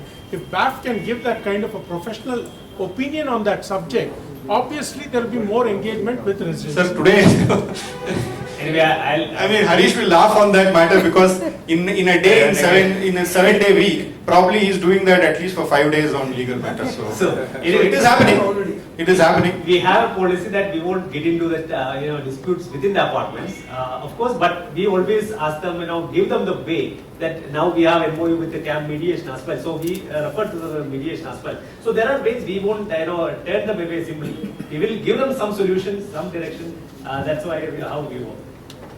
I think we'll take the last question on the bylaw, because it's getting diluted towards the AGM, which we would not like to do it. Let us consider this as SGM. And there's one more presentation which is quite interesting to all of you. So let us take one more question on the bylaw, if any. Regarding quorum, you have written only 1/3 of the quorum of the voting members. Usually there will be R minimum, whichever is less. So you are not mentioned any minimum number for the quorum. It's there in the act itself. 1/3 is the one. If 1/3 or 50, 100, whatever it is, No. or whichever is, that is, I am quoting from the act. Understand. So 1/3 is the minimum. If minimum quorum, minimum presence, if that is not meeting, then meeting will be deferred for 30 No, I minutes. understand that. I understand that. No, in our My specific question is 1/3 of the members or some number like 50, 100 something, Yeah. whichever is less, then if that is also not there, it will be urgent for the 30 minutes. Then the urgent meeting, we have to take up only the published agenda. That is all okay. But only number is missing, I am telling. That's we don't want to add too many constraints to that. Not constraints. This is an act. I am quoting from the act, sir, not restriction. The Society Act. No, this is that. So 1/3. It's a quorum is not defined in the KSRA directly. Quorum is in fact, KSRA always say that vote in favor and vote in opposition. That is the one which is without in the quorum. Quorum is defined in the bylaws. And the bylaws actually, many bylaws I have seen, even the majority also, some voting by majority by 51%, 52%. So we don't want to get into too many of the numbers. Keep it simple, straightforward. So quorum is actually 1/3 of the number, the supposed strength, whichever that meeting is, if the GC meeting, EC meeting, or cluster council meeting, or AGM. So 1/3 of the strength. That is a simple definition. And the majority, and if if any member asks, then vote. It has to be voting by show of hands, or by the decision will be taken by the majority of attendees. So majority, again, we are not putting any numbers. Majority itself, it means 50% or more, right? So that's it. That's all. So we are just 50 plus 1. That's it. So anyway, we are keeping it straight. That's it. Point is that our membership number keeps on increasing. So putting a number limit also might make it look small Difficult, in a larger span of time. The So number this is 1/3 already good actually. the number is already defined as 1/3. I think you stick to that number. Actually, if you go through the existing members, earlier the GC meeting was actually that 8 members, right? So 3 was given there. We have formulated to a 1/3, so that it is not related to any direct total strength. So 1/3 of the total strength. That will be a general definition. So you need not have to amend time to time. Do we take the suggested bylaw as agreed? With the approval of, and sir, 1 minute, Lakshman sir's. No, 1 second. Agenda two. I think. No.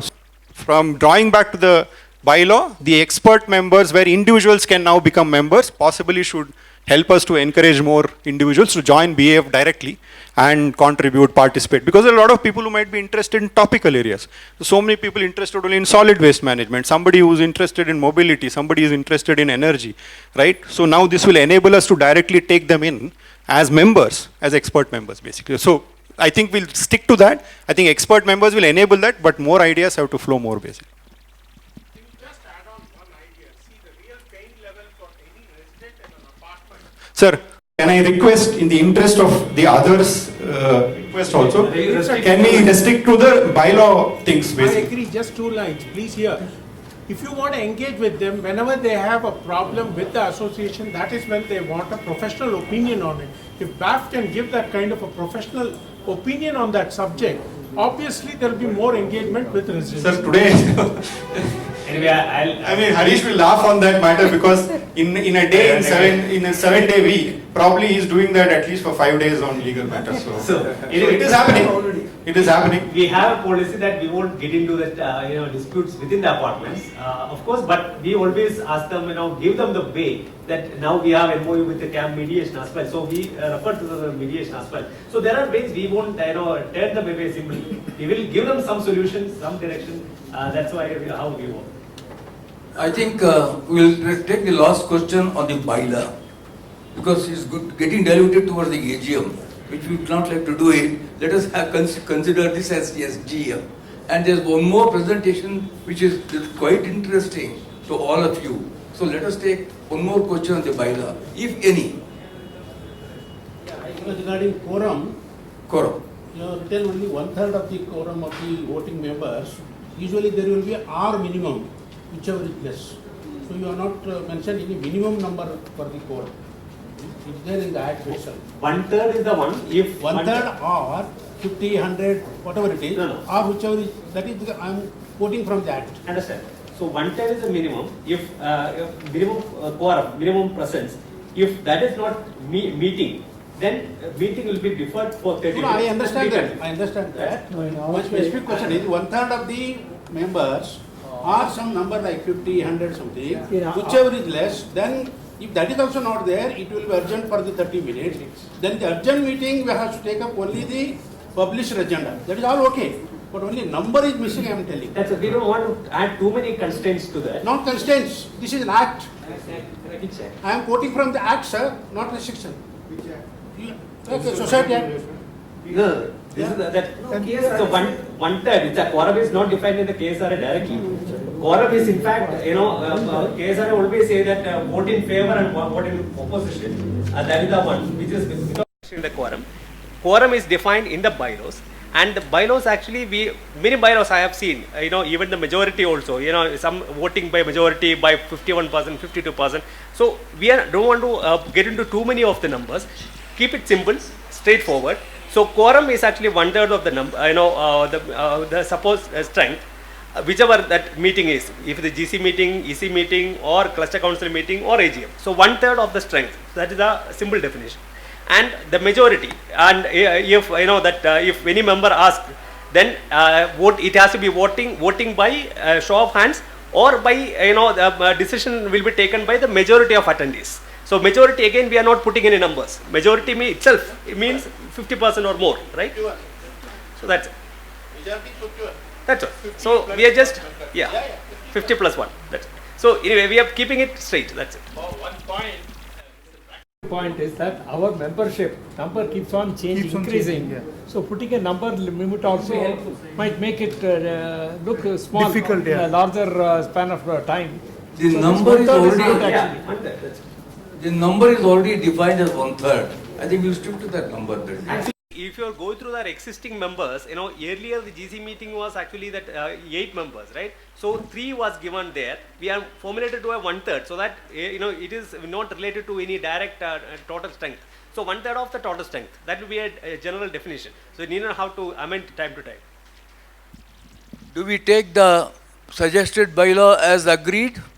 With the approval of, and sir, 1 minute, Lakshman sir's. No, 1 second. So Agenda two. no, I think. No, because see, no, not about being comfortable, right? I think we have to be also.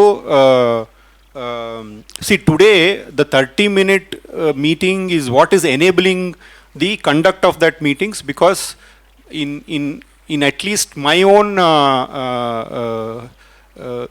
last 5 years of being in the governing council and office bearer, always we have had to use that condition to get the meeting going, right? If you put a specific number, probably it will become restrictive. That's the only reason, basically, right? But anyway, I think if that is okay, we can. I hope if to retain that is okay, then we'll proceed with that. I have been a member of the Tamil Nadu Congress. We have 4,000 members. We see running around 200. But any time we always see the same. Only we have passed. We used to have 1/3. If it is not there, 30 minutes break, and with whatever available. If you put a number, many times you will not be able to conduct a meeting. So what is important is practical. No, we are not understood properly. Even if that number is also not there, after 30 minutes also, What you is can conduct a meeting. He's just, his suggestion is to put a proportion as well as a number, There basically. also, not that you do not conduct. Yeah. So Correct. He's there is a escaping from the deferment of the meeting. If that number meet, if the quorum is 1/3 is not there, if the number is meeting, then you don't have to defer it. You Correct. still can. So it's an enabling condition. Correct. It's not a negative condition. So, for example, if you were to say today that if 50 members was the number, right? Like today, technically 2:30 p.m. maybe we could have started as well, basically, because if it's not 1:30, then at least 50 there, kind of stuff, basically. So I don't know. We can put a number like 100 or something. I don't know. at present, we just restrict to this one, make it straightforward, because our number strength is actually keep increasing. This applies to even AGM as well. Yeah. So again, this number actually, this is a conflict, right? 1/3 of 2,000 or 3,000. It should be 1,000. And again, 50 or 100. What is the meaning? It's conflict with each other. Okay.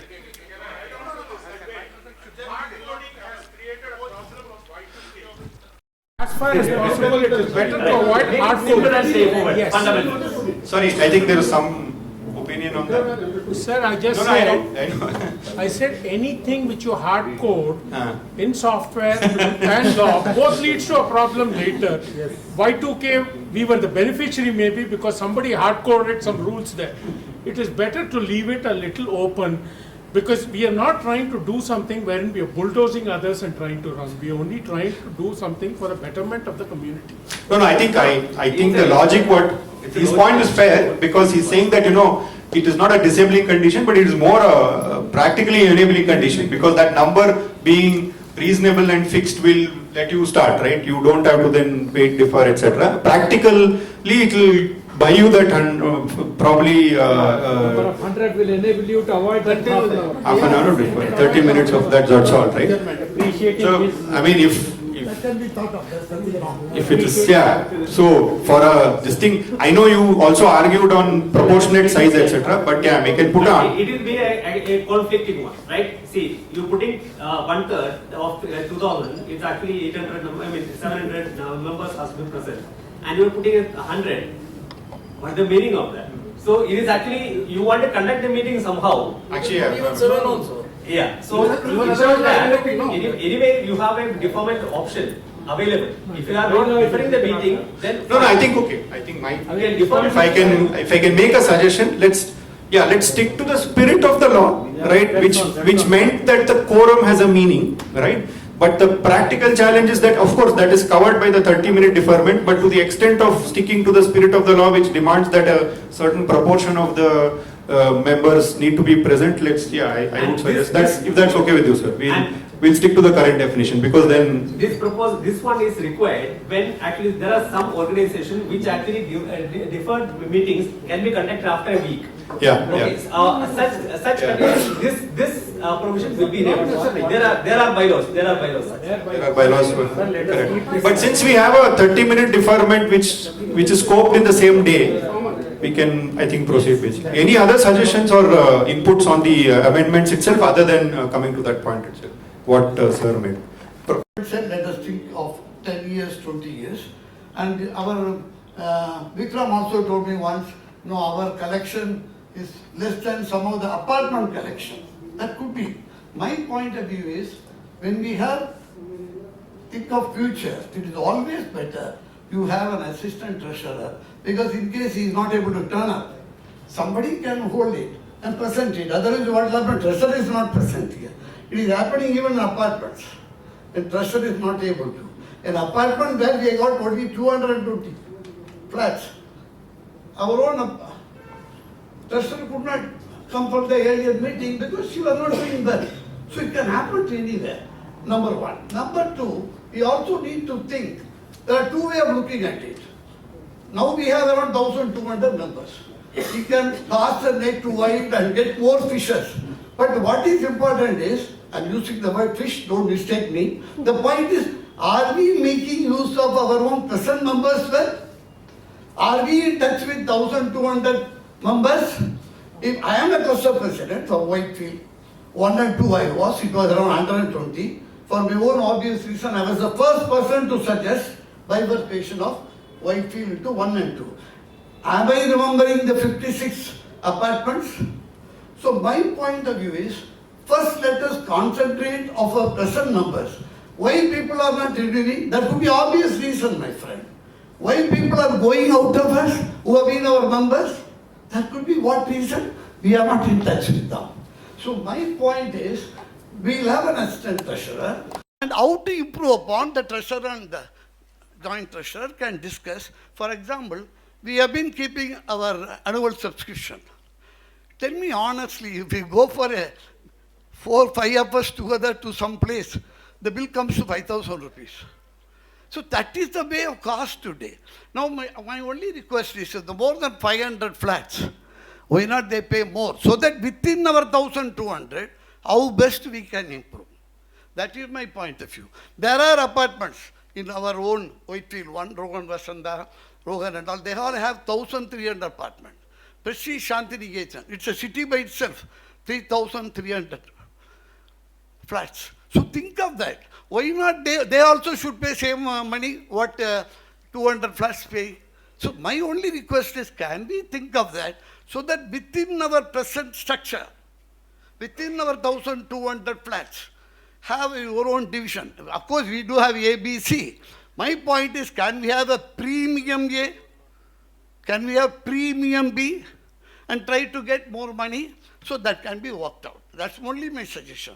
So, a backup treasurer for any emergency, and also now that the GC has been increased. Now we had 4 vice presidents. Nicely they are removed to 1, and very nice. Same way, 4 joint secretaries. Only a political party will have 4 joint secretaries. I used to wonder why they were having 4 joint secretaries. Now what will happen? It's like a Duklak movie which I saw show years back. 500 MPs, 1 Prime Minister, 499 Deputy Prime Ministers. Let's not make a joke. So designation for sake of designation, we should not have. Like President, Vice President, Secretary, Joint Secretary, we should think of a treasurer as well as joint treasurer. At the moment, perhaps our income is less, but we keep on thinking only that. How about increase the income with our own 1,200 members today? That is why I felt that, I backed up that also. So this is my point 1, sir. Coming to proxy vote can create issue. A apartment can say, he is no longer our guy. Who allowed him to proxy vote? If the proxy vote has been casted, normally we don't have any issue. 21 members, nomination will be 21, all unanimously elected. That's the way only we have been doing the show. At least my experience of the last 6 years with BAF.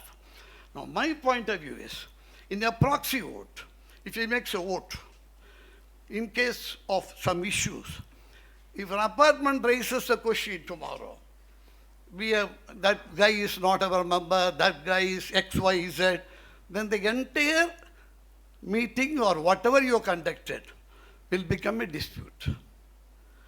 My point of view is, why the need for a proxy vote? That's what I raised in the EC also to you. This proxy vote will create more issues. That's my request. I leave it to you all.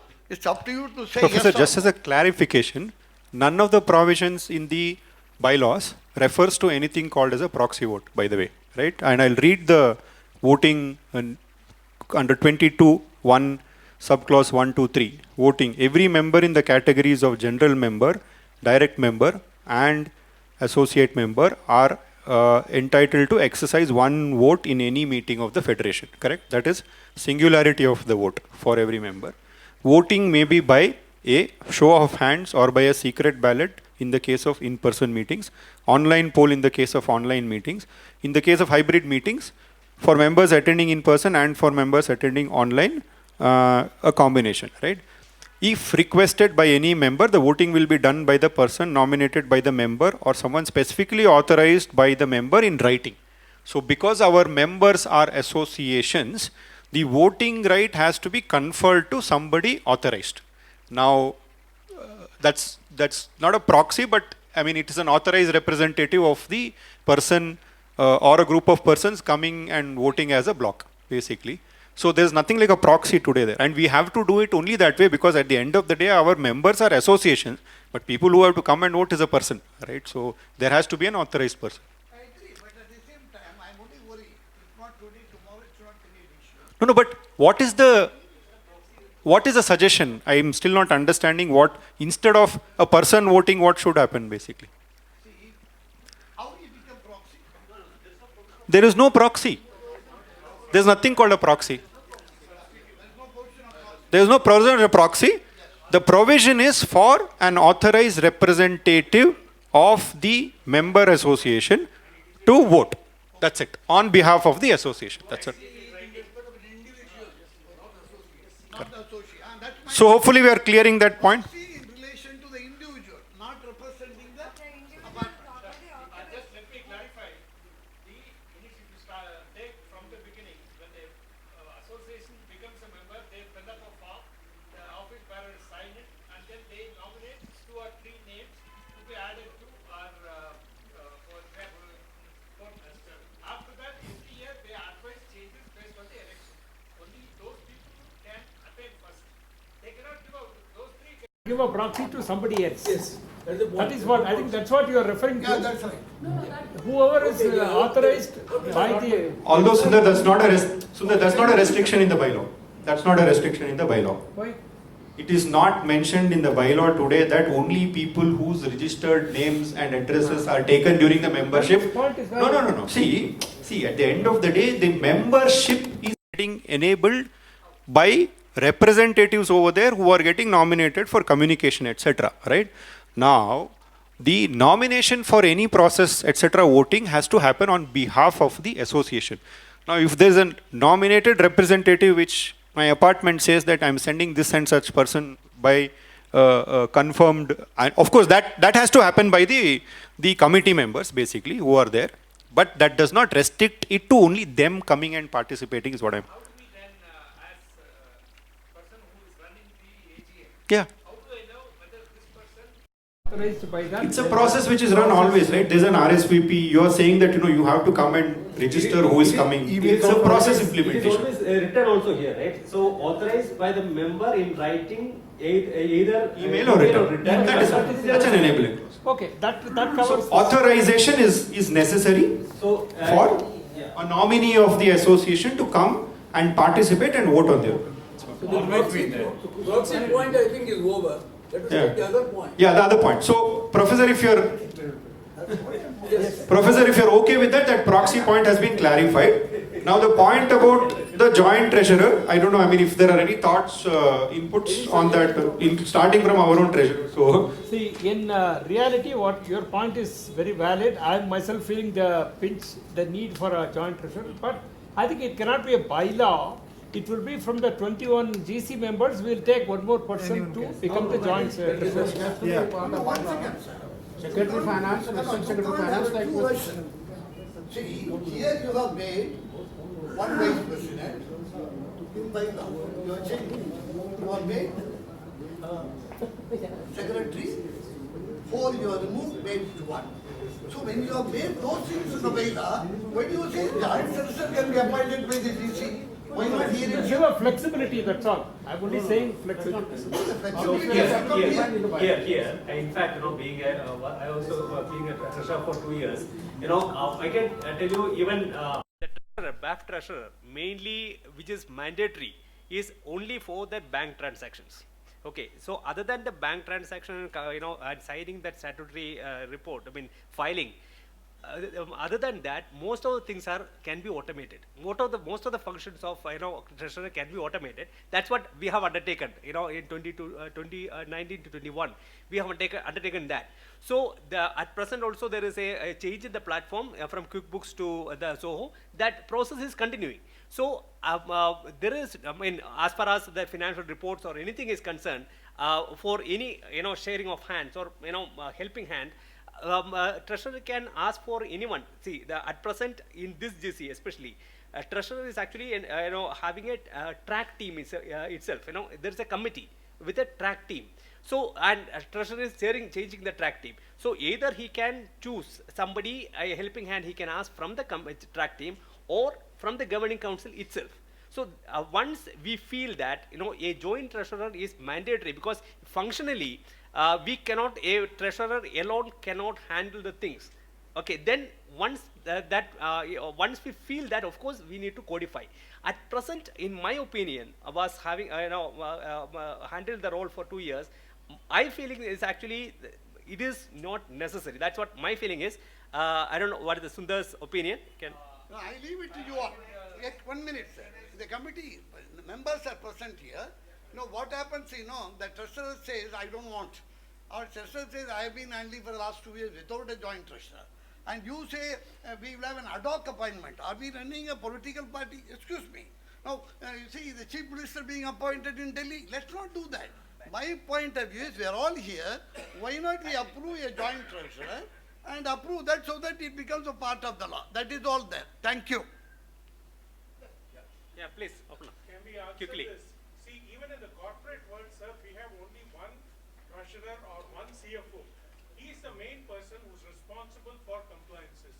And this is to be viewed from that angle rather than from other bodies which are there with the advent of technology. Surely there has not been a need felt to appoint assistants in much larger organizations. We are fine with treasurer only. Yeah, I feel, this is an implementation issue. In case a treasurer is not able to make it, you require somebody to present it, right? So from the GC itself, they can decide who is to present the, financials. That should be enough. There's no need to put it in. So that's what but there may be in future, as Professor told, as we grow. No, in there future there is going to be about more it. automation. Yeah. So, don't that's worry. what. That's Don't what. worry. So if any such requirement comes and we feel that need of a joint treasurer, permanent joint treasurer, that time we can codify. Until then we can have that helping hand, seek the helping hand from the committee. Track 4 is a committee itself, right? And also from the governing council itself. That's what is okay with that? No, it's left to come. See, my Yes, yes. point is, In future you are going to have more automation. backup. So lesser No, chances. that's going from GC. So suddenly you select from GC, you say, I have no knowledge of finance. Why are you getting into all that? When you have some backup, it will be good. That is my point of view. You have task force. What happened to that? I don't want to go deep. Only difference is actually we more functions are automated, and only that where the treasurer is mandatory is actually banking transaction and statutory compliances. Otherwise, we don't. I know treasurer is not a mandatory per se, right? Yeah. So. Yeah. So Okay. Clear. So we have, with the proposals, we have 2 amendments. One is 19.5, operation of bank accounts. Yeah. We are, every member in a categories of general member, direct member. Direct member, actually, we had to change the nomenclature as an associate member. Reflect to the is a correction, that's it. Yes, error, typographic error, that's it. Q. Those who oppose, please raise your hands.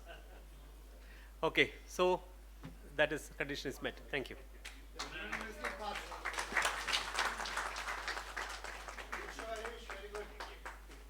Once again, compliment Harish and the team.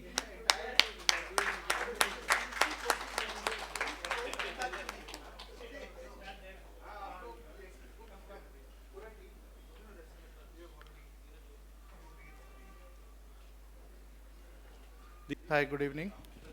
Am I audible? Hi, good evening, all of you. Good evening, presents, colleagues from GC and Executive Council and member apartments. Thank you everyone for joining this special general body meeting to discuss and approvals on amendments in bylaws. On behalf of Bangalore Apartment Federation Governing Council and Legal Track, would like to thank the committee form to propose the amendments consisting Harish, Valli ma'am, Uma, Vinay, Vishnu and myself. And thanks for spending countless hours, making that possible and making sure that, amendments cover the need of the hours and forward looking in nature. Thank you very much, Governing Council, for reviews, feedbacks, and ensuring that amendments are in line with our long-term objectives. Also thanking Executive Council for reviews and inputs that helped us making the amendments better aligned. Thank you, all of you, for joining, discussing, and passing the amendments. Thank you, KCV, Rama, and others to support. Pardon me if I've forgotten everyone, but thank you very much for participation and passing the resolution. And our bylaws enables us to future ready. Are we future ready? Is what we need to sort of contemplate and discuss and deliberate. A lot to be done, but how is something, is a great responsibility on our shoulders. Thank you very much. I'll conclude.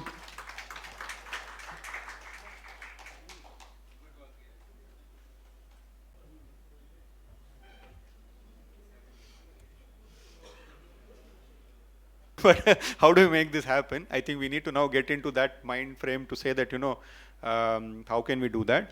There are certain points which I wanted to share and discuss. Probably, Upender, if you give me 2 minutes, I'll get it out of the way so that then it paves the way for what you want to discuss, although I thought I'll do it in the end. Yeah. So we've just finished, like I said, we are almost, are we looking at the next 10 years or like you said, 20 years, etc. And I like the way Dheeraj concluded in his vote of thanks. I think there's a great degree of responsibility in this room and beyond to think about that, right? Let us be aspirational, let us be ambitious. I'm sure that with the collective wisdom, we can bring the ideas on how to execute, but at least the vision and aspiration being futuristic is a good thing to have everybody's collective opinion. So I thought we have to start that process of thinking individually, as clusters, as the overall organization. So I thought, let me start that context of that, because like I mentioned, the term of this executive council and the governing council is also coming to an end. And in some sense, this our intention was the discussion around these bylaw amendments, can it be an input and motivator for thinking further ahead, right, and going forward.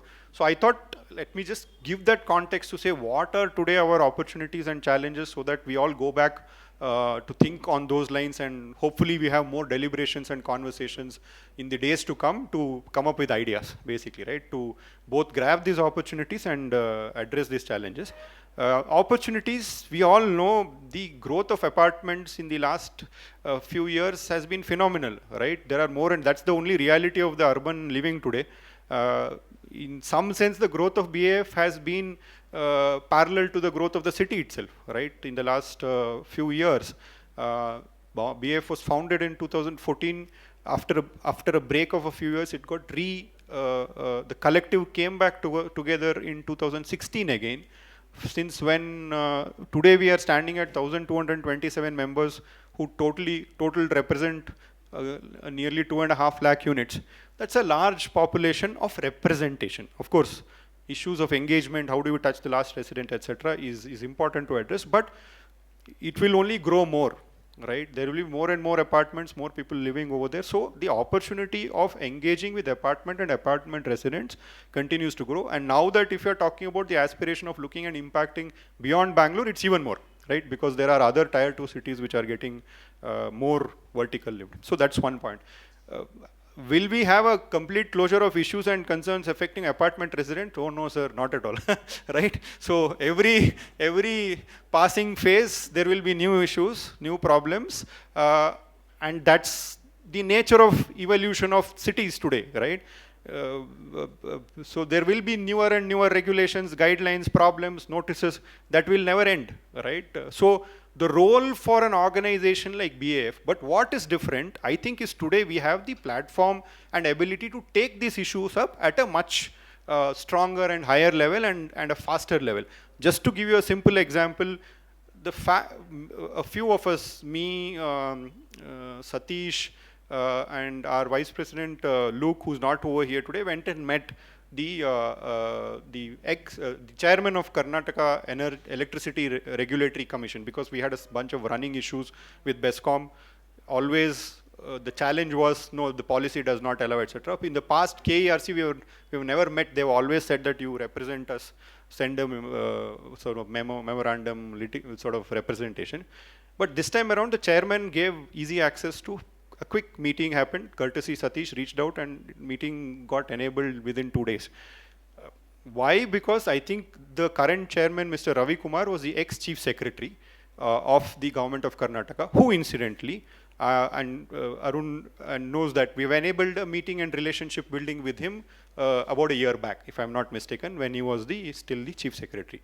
And he happened to be the energy secretary earlier as well. So he has a clear knowledge of what BAF is, what they represent. So it was a seamless meeting. We went over there, great courtesy accorded.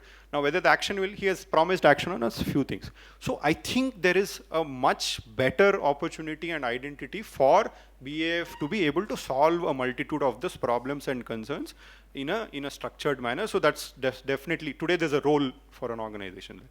And as we all know, I think we have slowly increased our influence and engaged with government as time progressed. We are now in consultation, conversation with different aspects of what the government can do as far as policies are concerned, implementation. If you all followed the communications, very recently we met Krishna Bairegowda. We met the Deputy Chief Minister, Mr. D.K. Shivkumar, a couple of times in a different context right now. We are hoping to meet all the Bangalore MLA ministers, right, which includes Mr. Ramlinga Reddy, Mr. Zamir Ahmed Khan, Mr. Dinesh Gundurao. There are 5 or 6 MLAs from Bangalore who are currently ministers in the current government. All of them, I can say with great degree of confidence, will know about BAF.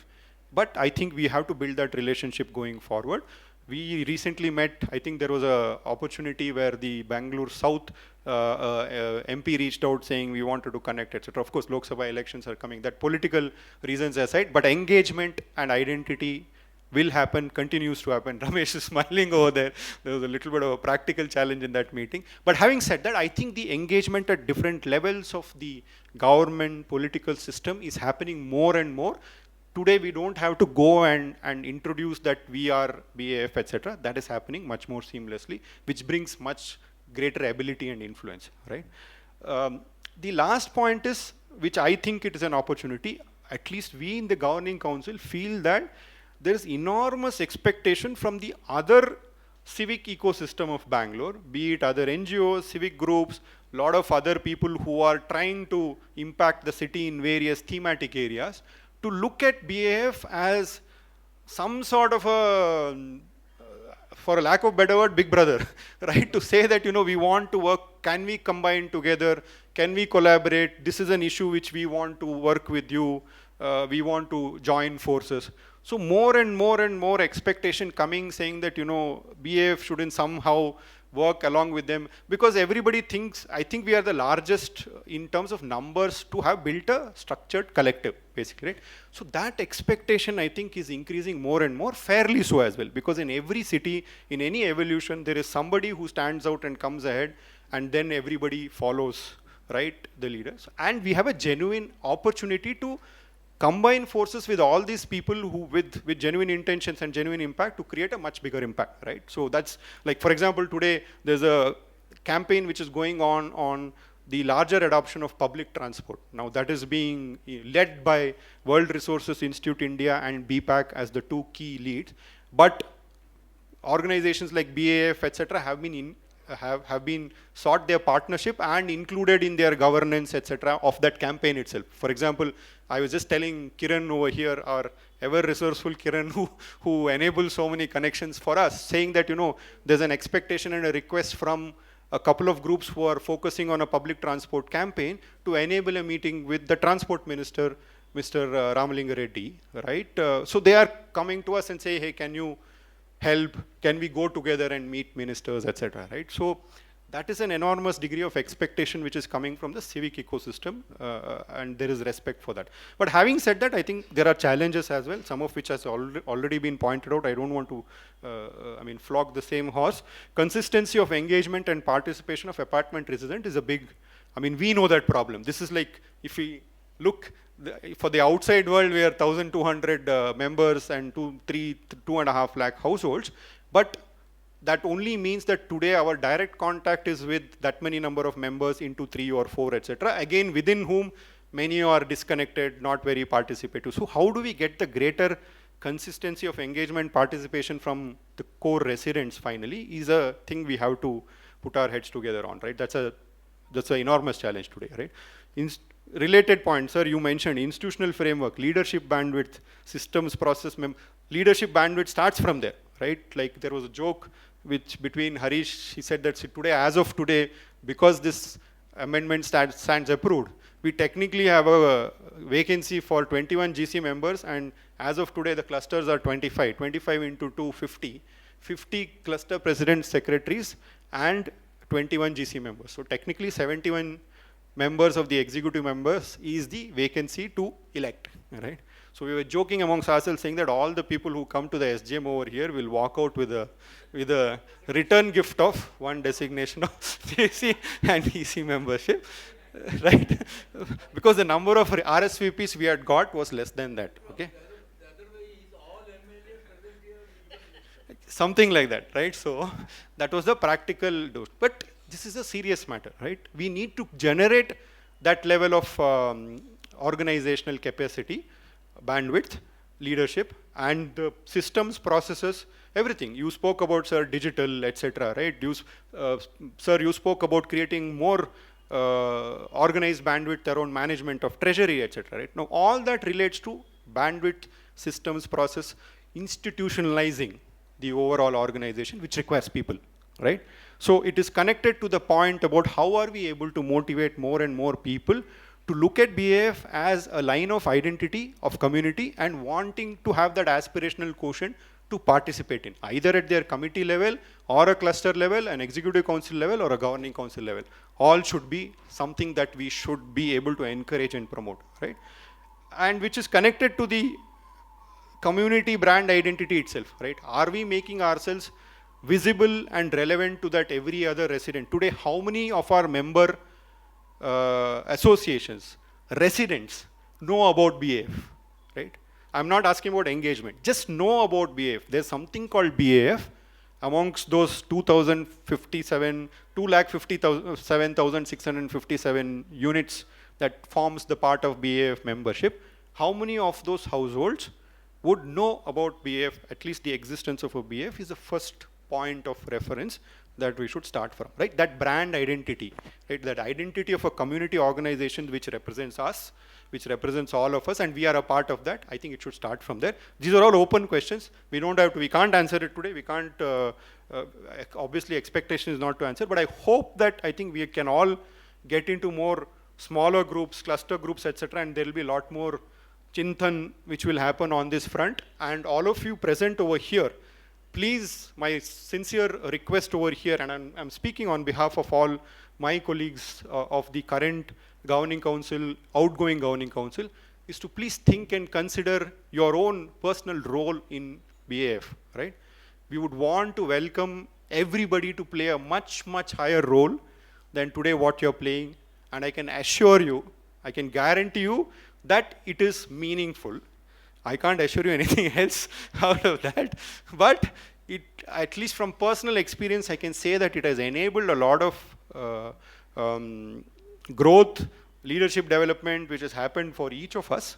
It has brought us into contact with so many interesting people, which otherwise we would never have done in our normal lives, right? So there is a great degree of opportunity if you're really motivated to contribute, make a difference, and be seen as a leader of the city, right? Let me put it that way. Today, some of us today get all the attention in the limelight, but potentially, I keep telling our staff as well, saying that you are membership coordinator of BAF, right? Go and assert that influence, right? You should be able to, you should be recognizable by everybody, right? So that is, I think, possible for everybody, but it is a need as well, right? So please, my request is after this meeting, go back and I would sincerely request all of you present over here to consider participating in the upcoming composition of the team, either whichever, at whatever level, but definitely please do consider participating and playing a role, because that's very critical, basically.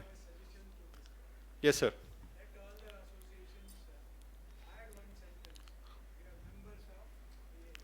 Sir, that, by the way, we have already also circulated the logo to include in the poster as well. But yeah, probably we should do some practical suggestions of how to reaffirm that those messages. I know for a fact that I think Arun, when he runs that membership orientation session, which runs very diligently every month, last Thursday of the month, some of these aspects of what all you can, I mean, identify yourself what benefits and what thing that you use is reaffirmed, but I think communication is never enough, right? So we'll have to literally figure out mechanisms of everybody knowing everything all the time. So I don't want to waste much time, but please do go back to think. I'll now invite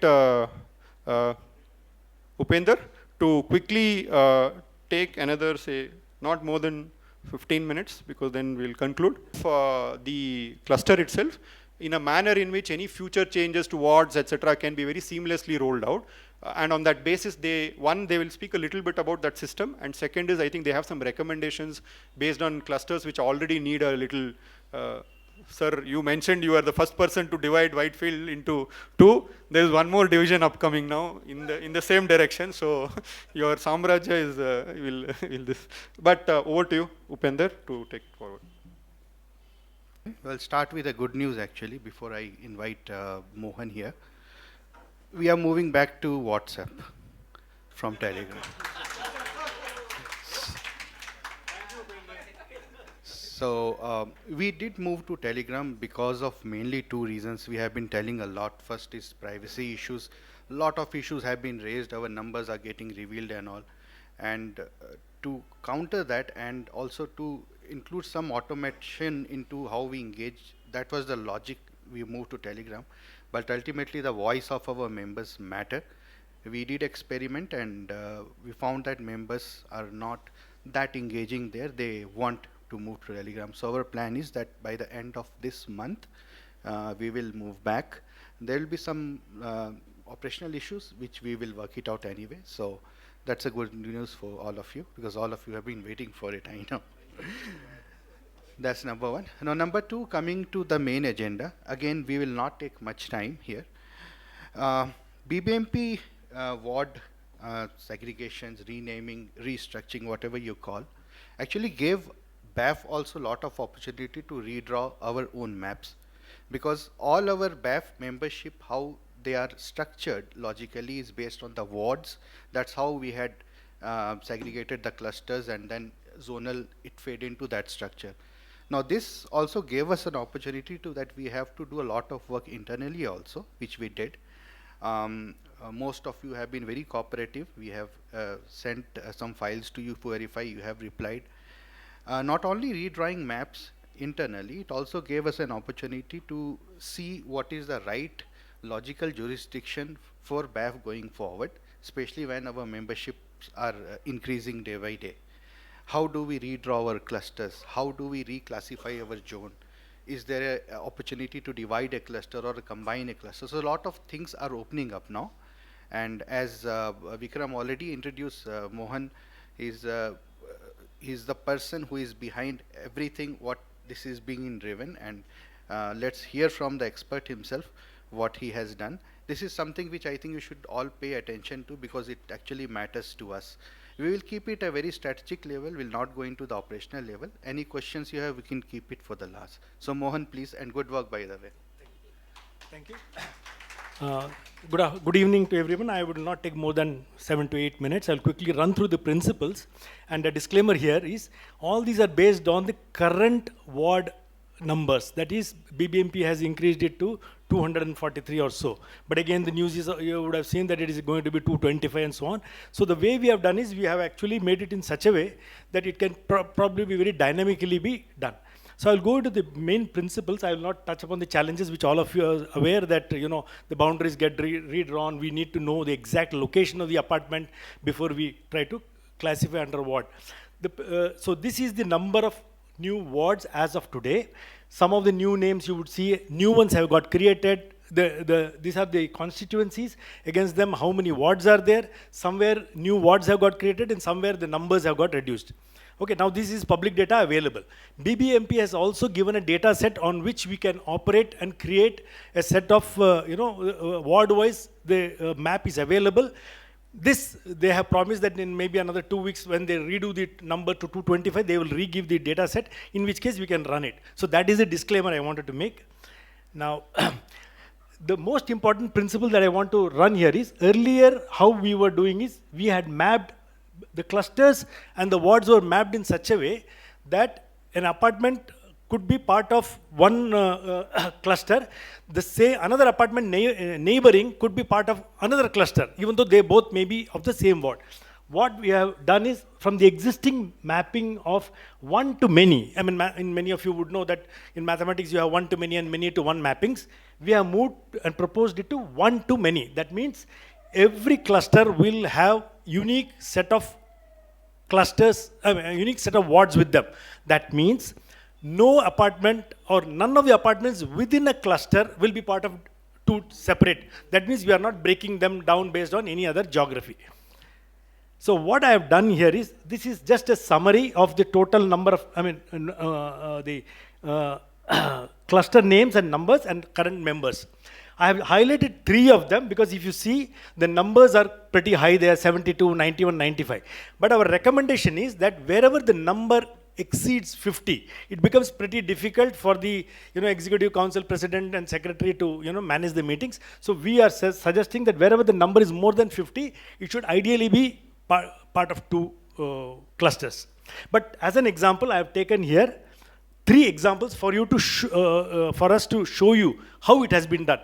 Upendra had sent a mail to all the cluster office bearers, president, secretaries, and we got feedback from most of them wherever they felt either the name was wrong or they felt.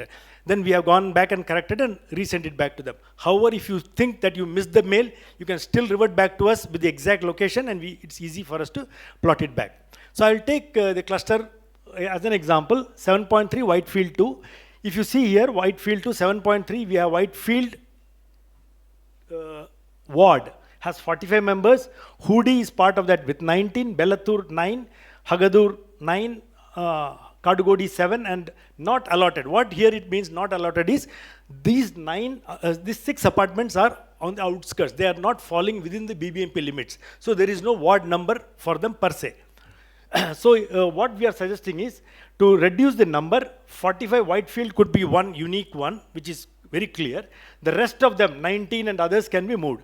Now these red dots that you see on the map, this is what we can generate dynamically. So tomorrow, suppose these boundaries that you see, let's say Belatur, 105, Kadugodi on the right, then at the bottom you have got Harlur on the left. It's hidden there, no doubt. It is, Hudi and so on. If they split it or if they combine it, it will just take 1 second for us to rerun the program and then realign the maps. At that point of time, we would probably may have to reallocate. I will also show one chart where I have summarized all the ward numbers and along with them given, all the clusters along with them given their respective wards so that no duplication comes in. So this is one such example, 7.3 for Whitefield 2. Which is the current terminology. We can name it as Whitefield peripheral or whatever it is. Then we have Belandur, which is Munakalala, and Varaturu has 36 plus 14. It comes to again 50 as a number. The rest all can be Marthalli or whatever name we want to give. That I think GC and the EC can take a decision on how to implement the part of it. Then Yelahanka we have again taken. If you see here, there are a lot of them with small numbers, and there are about 8 of them more towards new airport and so on. That 8 of them are not allotted. And the total number is about 72. This also can be easily broken up to 30 or 40. So this is how the plotting has been done. This can be dynamically done. This is as of today. My only request is in the next 2 weeks, if BBMP revises the whole data, it might take us another, probably before the AGM, we can still rerun it. Now, since we have taken a lot of time, I'll take maybe a couple of more minutes. So these are the new zones. I think Upendra can also add to this. The zones were earlier, how many, 8 or 6? 7. So now this is how the zones are there and the total numbers against each zone and the clusters under each of the zones. So zone 1 comprises of Dasarahalli, Hebbal, Malleshwaram, Yelahanka, zone 2 and so on. What we have also done is we have just gone ahead. This is maybe pretty small and difficult to, this is available, I think they will share. So what we have done is on the left column, you will see Yelahanka and all the cluster names are there. The corresponding zones are there in the next column. And against that, the corresponding wards are there. So none of the wards will ever get duplicated. So these are pretty unique in structure. This total will come to 243 or so, the total number as of today, not 2 today, plus 1, which is not allotted. Once if they change it, it will slightly get changed. Some of them only will get changed, otherwise it remains as it is. So my again request is the mail which corresponding clusters, president, secretaries have got the mail with the Excel sheet and the PDF with the map. If it is not very clear or whatever it is, I can rerun. Or if you find that some of them are probably mistakenly plotted, which is quite possible because we have gone by the data of the geolocation that we have got. But if you feel, no, this is the wrong location, which happened in a couple of cases, it just takes us a second to put it in the database and run it. Now, this is where the presentation ends. Had we had more time, I have actually run it for...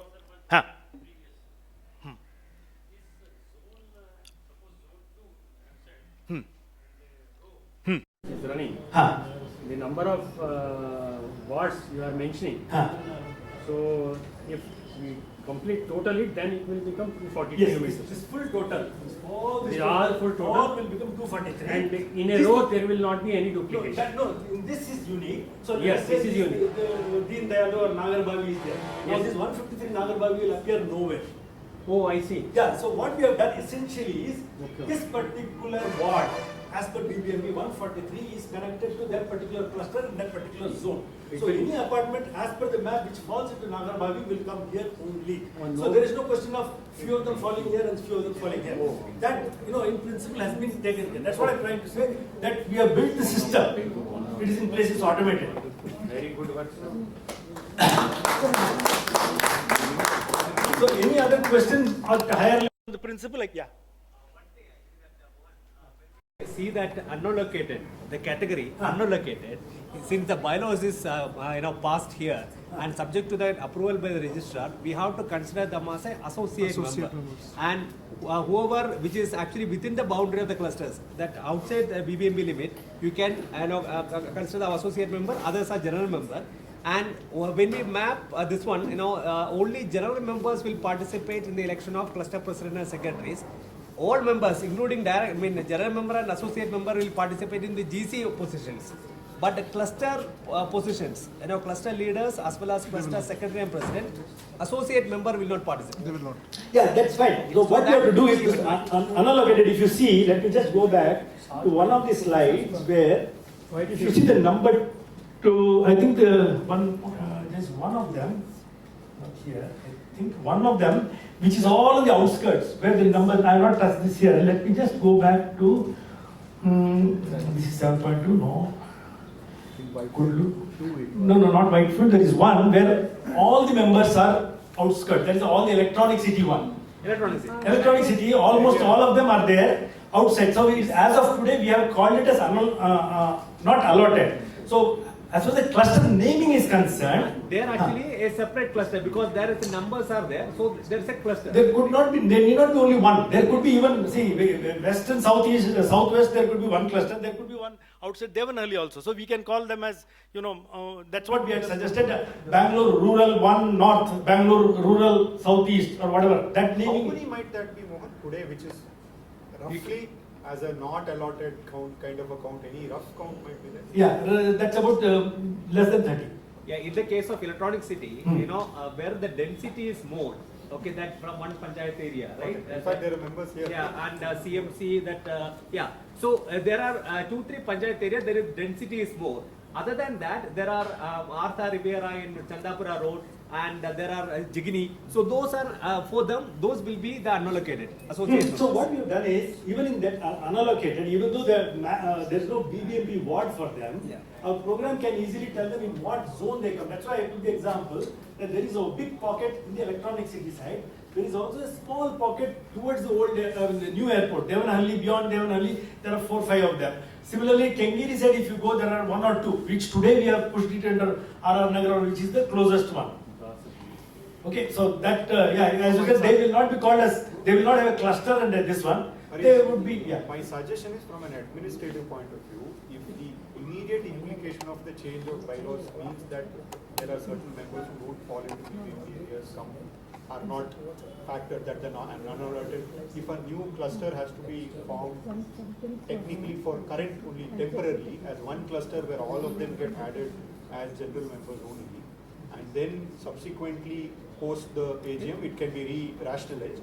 would be the best. Yeah, no, just to answer the question, now I have the number here. If you see the second row, 49, cluster number 11.3, not allotted is 49 of them all in Electronic City, that whole, and then if you come down under the 11.2 cluster, whichever is the name, there you have one of them close to Naganathpura, which is now plugged, that Brentwoods is. So wherever possible, I have given the remarks also. The reason is so that it strikes the current cluster president and secretary, they know, no, this mapping is wrong, in which case we can, which happened in, I think, 1 or 2 cases. But otherwise, by and large, this is an automated stuff. Not in BBMP ward. That's all. I mean, there's nothing, not allowed. Yeah. So that's in. Okay. What do you exactly mean by a cluster? Is it a geographical map or is it a cluster of apartments? Okay, so cluster here, how it is we had earlier clusters, Whitefield 1, Whitefield 2, all these clusters were there, which composed of a set of apartments. Now, this set of apartments, when you analyze, they all form part of different wards. So what we have done is, we have said, okay, this cluster means this 5 wards is this cluster. These 10 wards will become this cluster. Now the next question will be why 5 and why 10? The reason is like we see Whitefield as a ward itself has more than, What I'm asking is, what is the overriding factor? Is it a... Ward. What is the basis? Based on the wards. Ward definition might keep changing. That is why we No, so instead of that, what I'm saying is, let us say we fix the geographical area as our BF cluster. That's why again we debated. The thing is, in fact, Anand, the bylaw provision, this new bylaws is clear, right? Members of federation are organized into clusters from time to time based on geographical and other parameters as decided by the EC. Okay, so geography is the primary one. So geographical proximity is the primary criteria to form a cluster. And if any other parameters are there, that EC can decide and put in and make that decision. So basically it's geographical. Even our member categories are decided. When you say geographical, is a cluster... Can I add one clarification? The reason of ward is, if we both are neighbors, if we are in the same ward, we have the same problems, we have to go and meet the same people. If we are neighbors, you are in another ward and I am in another ward, I go to another person for our problems, you go to another person. Even though we may be geographically next door, our point of contact with the public authority. So ultimately, who controls us, or manage our the solution is the ward meetings. See, ultimately, these are the group of people who have to attend ward meetings and so on. Can I add to that? Yeah. Can I add to that? Anand, there are 3 fundamental dimensions. This is nothing new, by the way. Always been practiced that way only. Yeah, we only. It's now a systemic underlying layer to remap. So there are 3 dimensions. Geography is one, right? Then administrative relevance is one more, for which we have always relied on ward as the most individually unit ward of administration is the BBMP ward itself has been taken as the definition. Third is the density of number of members from a practical administrative manageability point of view. These are the 3 dimensions which will always be in play. Only thing is this system, what it does is that now any changes to things like wards and all that kind of stuff, it helps to recast that very automatically quickly. That's all.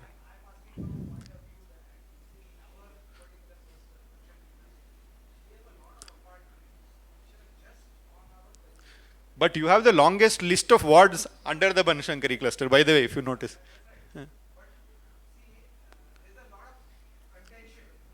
Yeah. Yeah.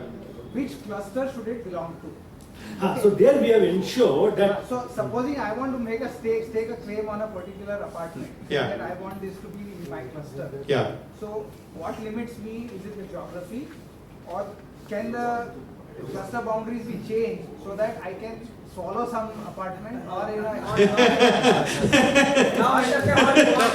This sounds like Alexandrian conquest. Or eject an apartment. Anand, this issue is not there because they as per the bylaw you have to define the boundaries. It's a real practical thing because that's what each cluster boundaries has to be defined. Tata Promont wanted to be part of Banshali. They didn't. They were in Uttarali. Okay, which logically should belong to Mr. Chandrasekhar's RR Nagar. Nagar.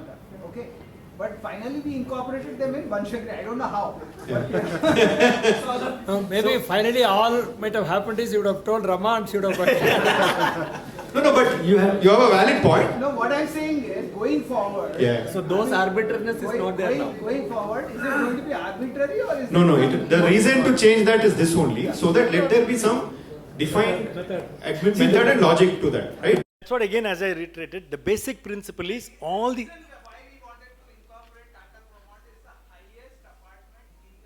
You wanted that Guinness record of No, I think so. As we grow, Anand, the process of institutionalization means that, how do you define a cluster, etc. and all becomes important.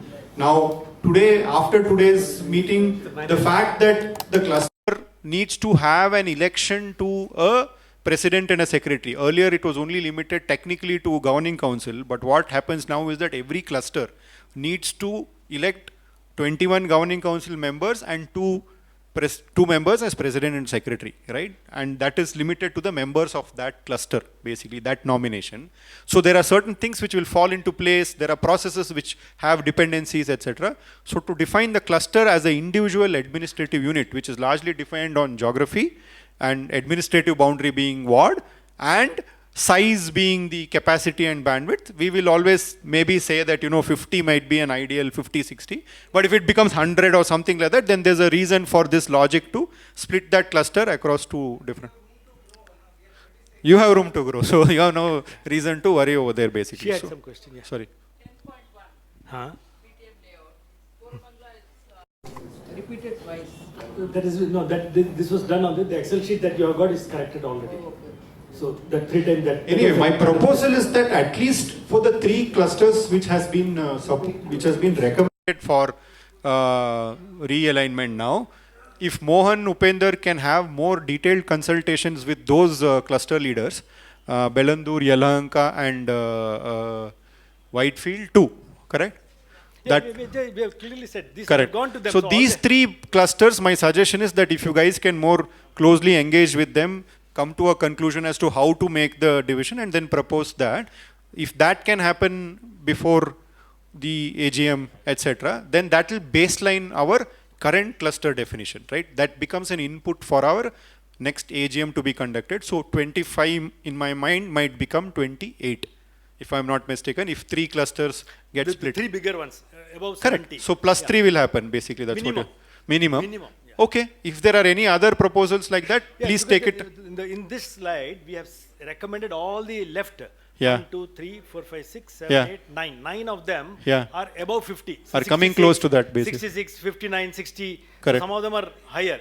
Correct. Ideally, they all should get broken into, 40, But for now, the 3 are the, 3 are the largest most ones. pressing Okay. ones. So if we can at least target those 3 of them, Yeah, A-class items. A, B, C, because A-class time is items. limited. This is, we can't, every occasion we have to relook at it. And detailed map of those are available. I mean, Yeah, because you will also have the recasting to the 225 watts, which will happen soon. So my request, Upender, is 3.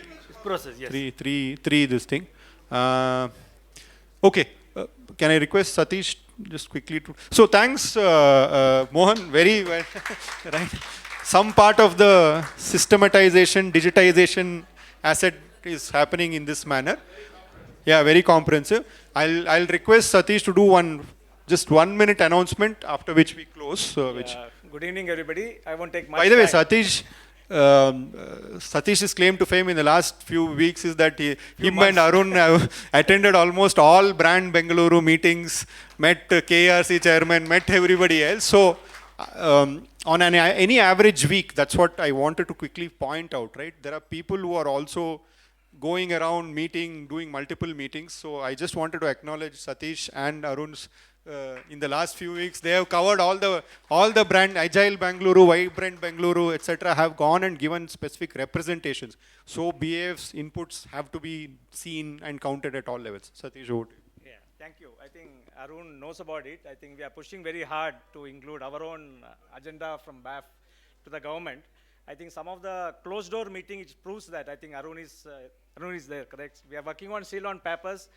One thing I can tell you, BAF, government is recognized BAF as a good community to take inputs. And not only the public meeting, after public meeting, we get calls in the evening saying that next day morning you have to attend a closed door, small meetings and other things. So it's a good sign of how we approach the government.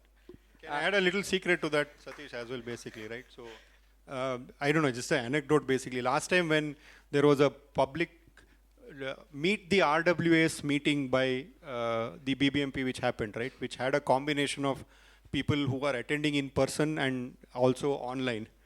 A week back, before that, I get a call from somebody in BBMP saying, can you suggest, can you give me a list of people who have to be shared, etc.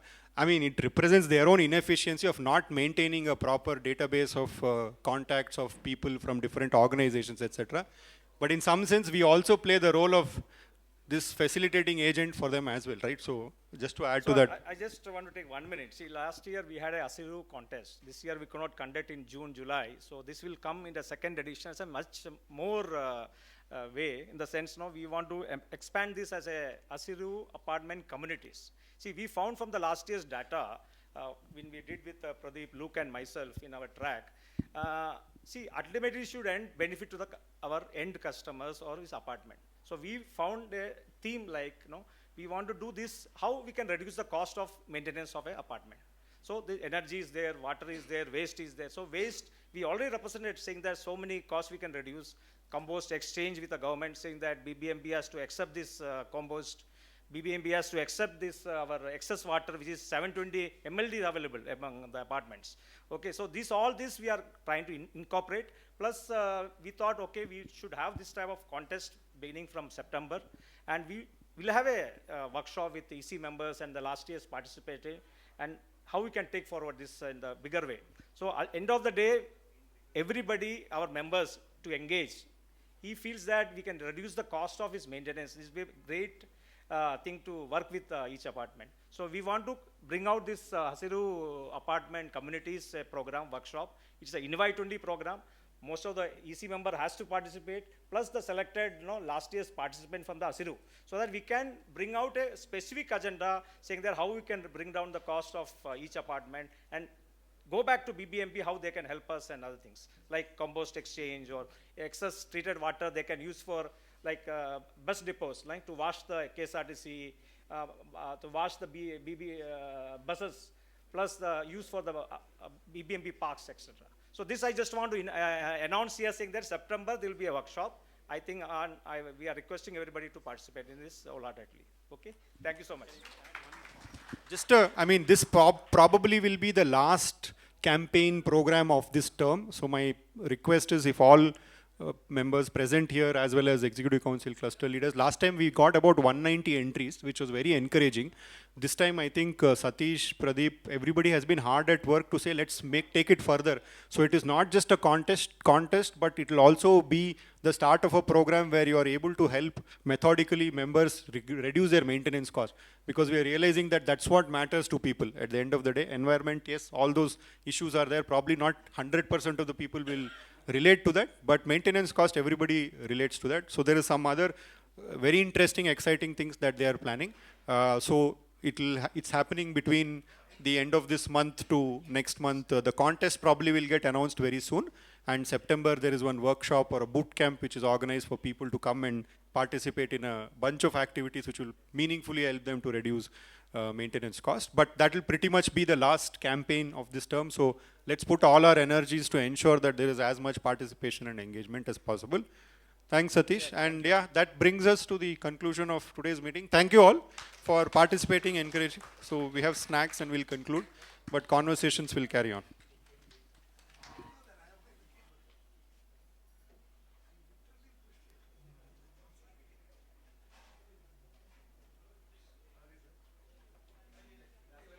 And met everybody else. So on any average week, that's what I wanted to quickly point out, right? There are people who are also going around meeting, doing multiple meetings. So I just wanted to acknowledge Satish and Arun's in the last few weeks. They have covered all the brand, Agile Bangalore, Vibrant Bangalore, etc. have gone and given specific representations. So BAF's inputs have to be seen and counted at all levels. Satish, over to you. Thank you. I think Arun knows about it. I think we are pushing very hard to include our own agenda from BAF to to the government. I think some of the closed door meeting, it proves that. I think Arun is there, correct? We are working on seal on papers. One thing I can tell you, government is recognized BAF as a good community to take inputs. And not only the public meeting, after public meeting, we get calls in the evening saying that next day morning you have to attend a closed door, small meetings and other things. So it's a good sign of how we approach the government. Can I add a little secret to that, Satish, as well, basically, right? So, I don't know, just an anecdote, basically. Last time when there was a public meet the RWA's meeting by the BBMP which happened, right? Which had a combination of people who are attending in person and also online. A week back, before that, I get a call from somebody in BBMP saying, can you suggest, can you give me a list of people who have to be shared, etc. I mean, it represents their own inefficiency of not maintaining a proper database of contacts of people from different organizations, etc. But in some sense, we also play the role of this facilitating agent for them as well, right? So just to add to that. I just want to take 1 minute. See, last year we had a Asiru contest. This year we could not conduct in June, July. So this will come in the second edition as a much more way, in the sense, we want to expand this as a Asiru apartment communities. See, we found from the last year's data, when we did with Pradeep, Luke and myself in our track, see, ultimately should benefit to our end customers or his apartment. So we found a theme like, we want to do this, how we can reduce the cost of maintenance of an apartment. So the energy is there, water is there, waste is there. So waste, we already represented saying that so many costs we can reduce. Compost exchange with the government saying that BBMP has to accept this compost. BBMP has to accept this, our excess water, which is 720 MLD available among the apartments. Okay, so all this we are trying to incorporate. Plus, we thought, okay, we should have this type of contest beginning from September. And we will have a workshop with the EC members and the last year's participating, and how we can take forward this in the bigger way. So at end of the day, everybody, our members, to engage. He feels that we can reduce the cost of his maintenance. This will be a great thing to work with each apartment. So we want to bring out this Hasiru apartment communities program workshop. It's an invite-only program. Most of the EC member has to participate, plus the selected last year's participant from the Hasiru, so that we can bring out a specific agenda saying that how we can bring down the cost of each apartment and go back to BBMP, how they can help us and other things, like compost exchange or excess treated water they can use for bus depots, like to wash the KSRTC, to wash the buses, plus the use for the BBMP parks, etc. So this I just want to announce here, saying that September there will be a workshop. I think we are requesting everybody to participate in this wholeheartedly. Okay, thank you so much. Just, I mean, this probably will be the last campaign program of this term. So my request is, if all members present here as well as Executive Council cluster leaders, last time we got about 190 entries, which was very encouraging.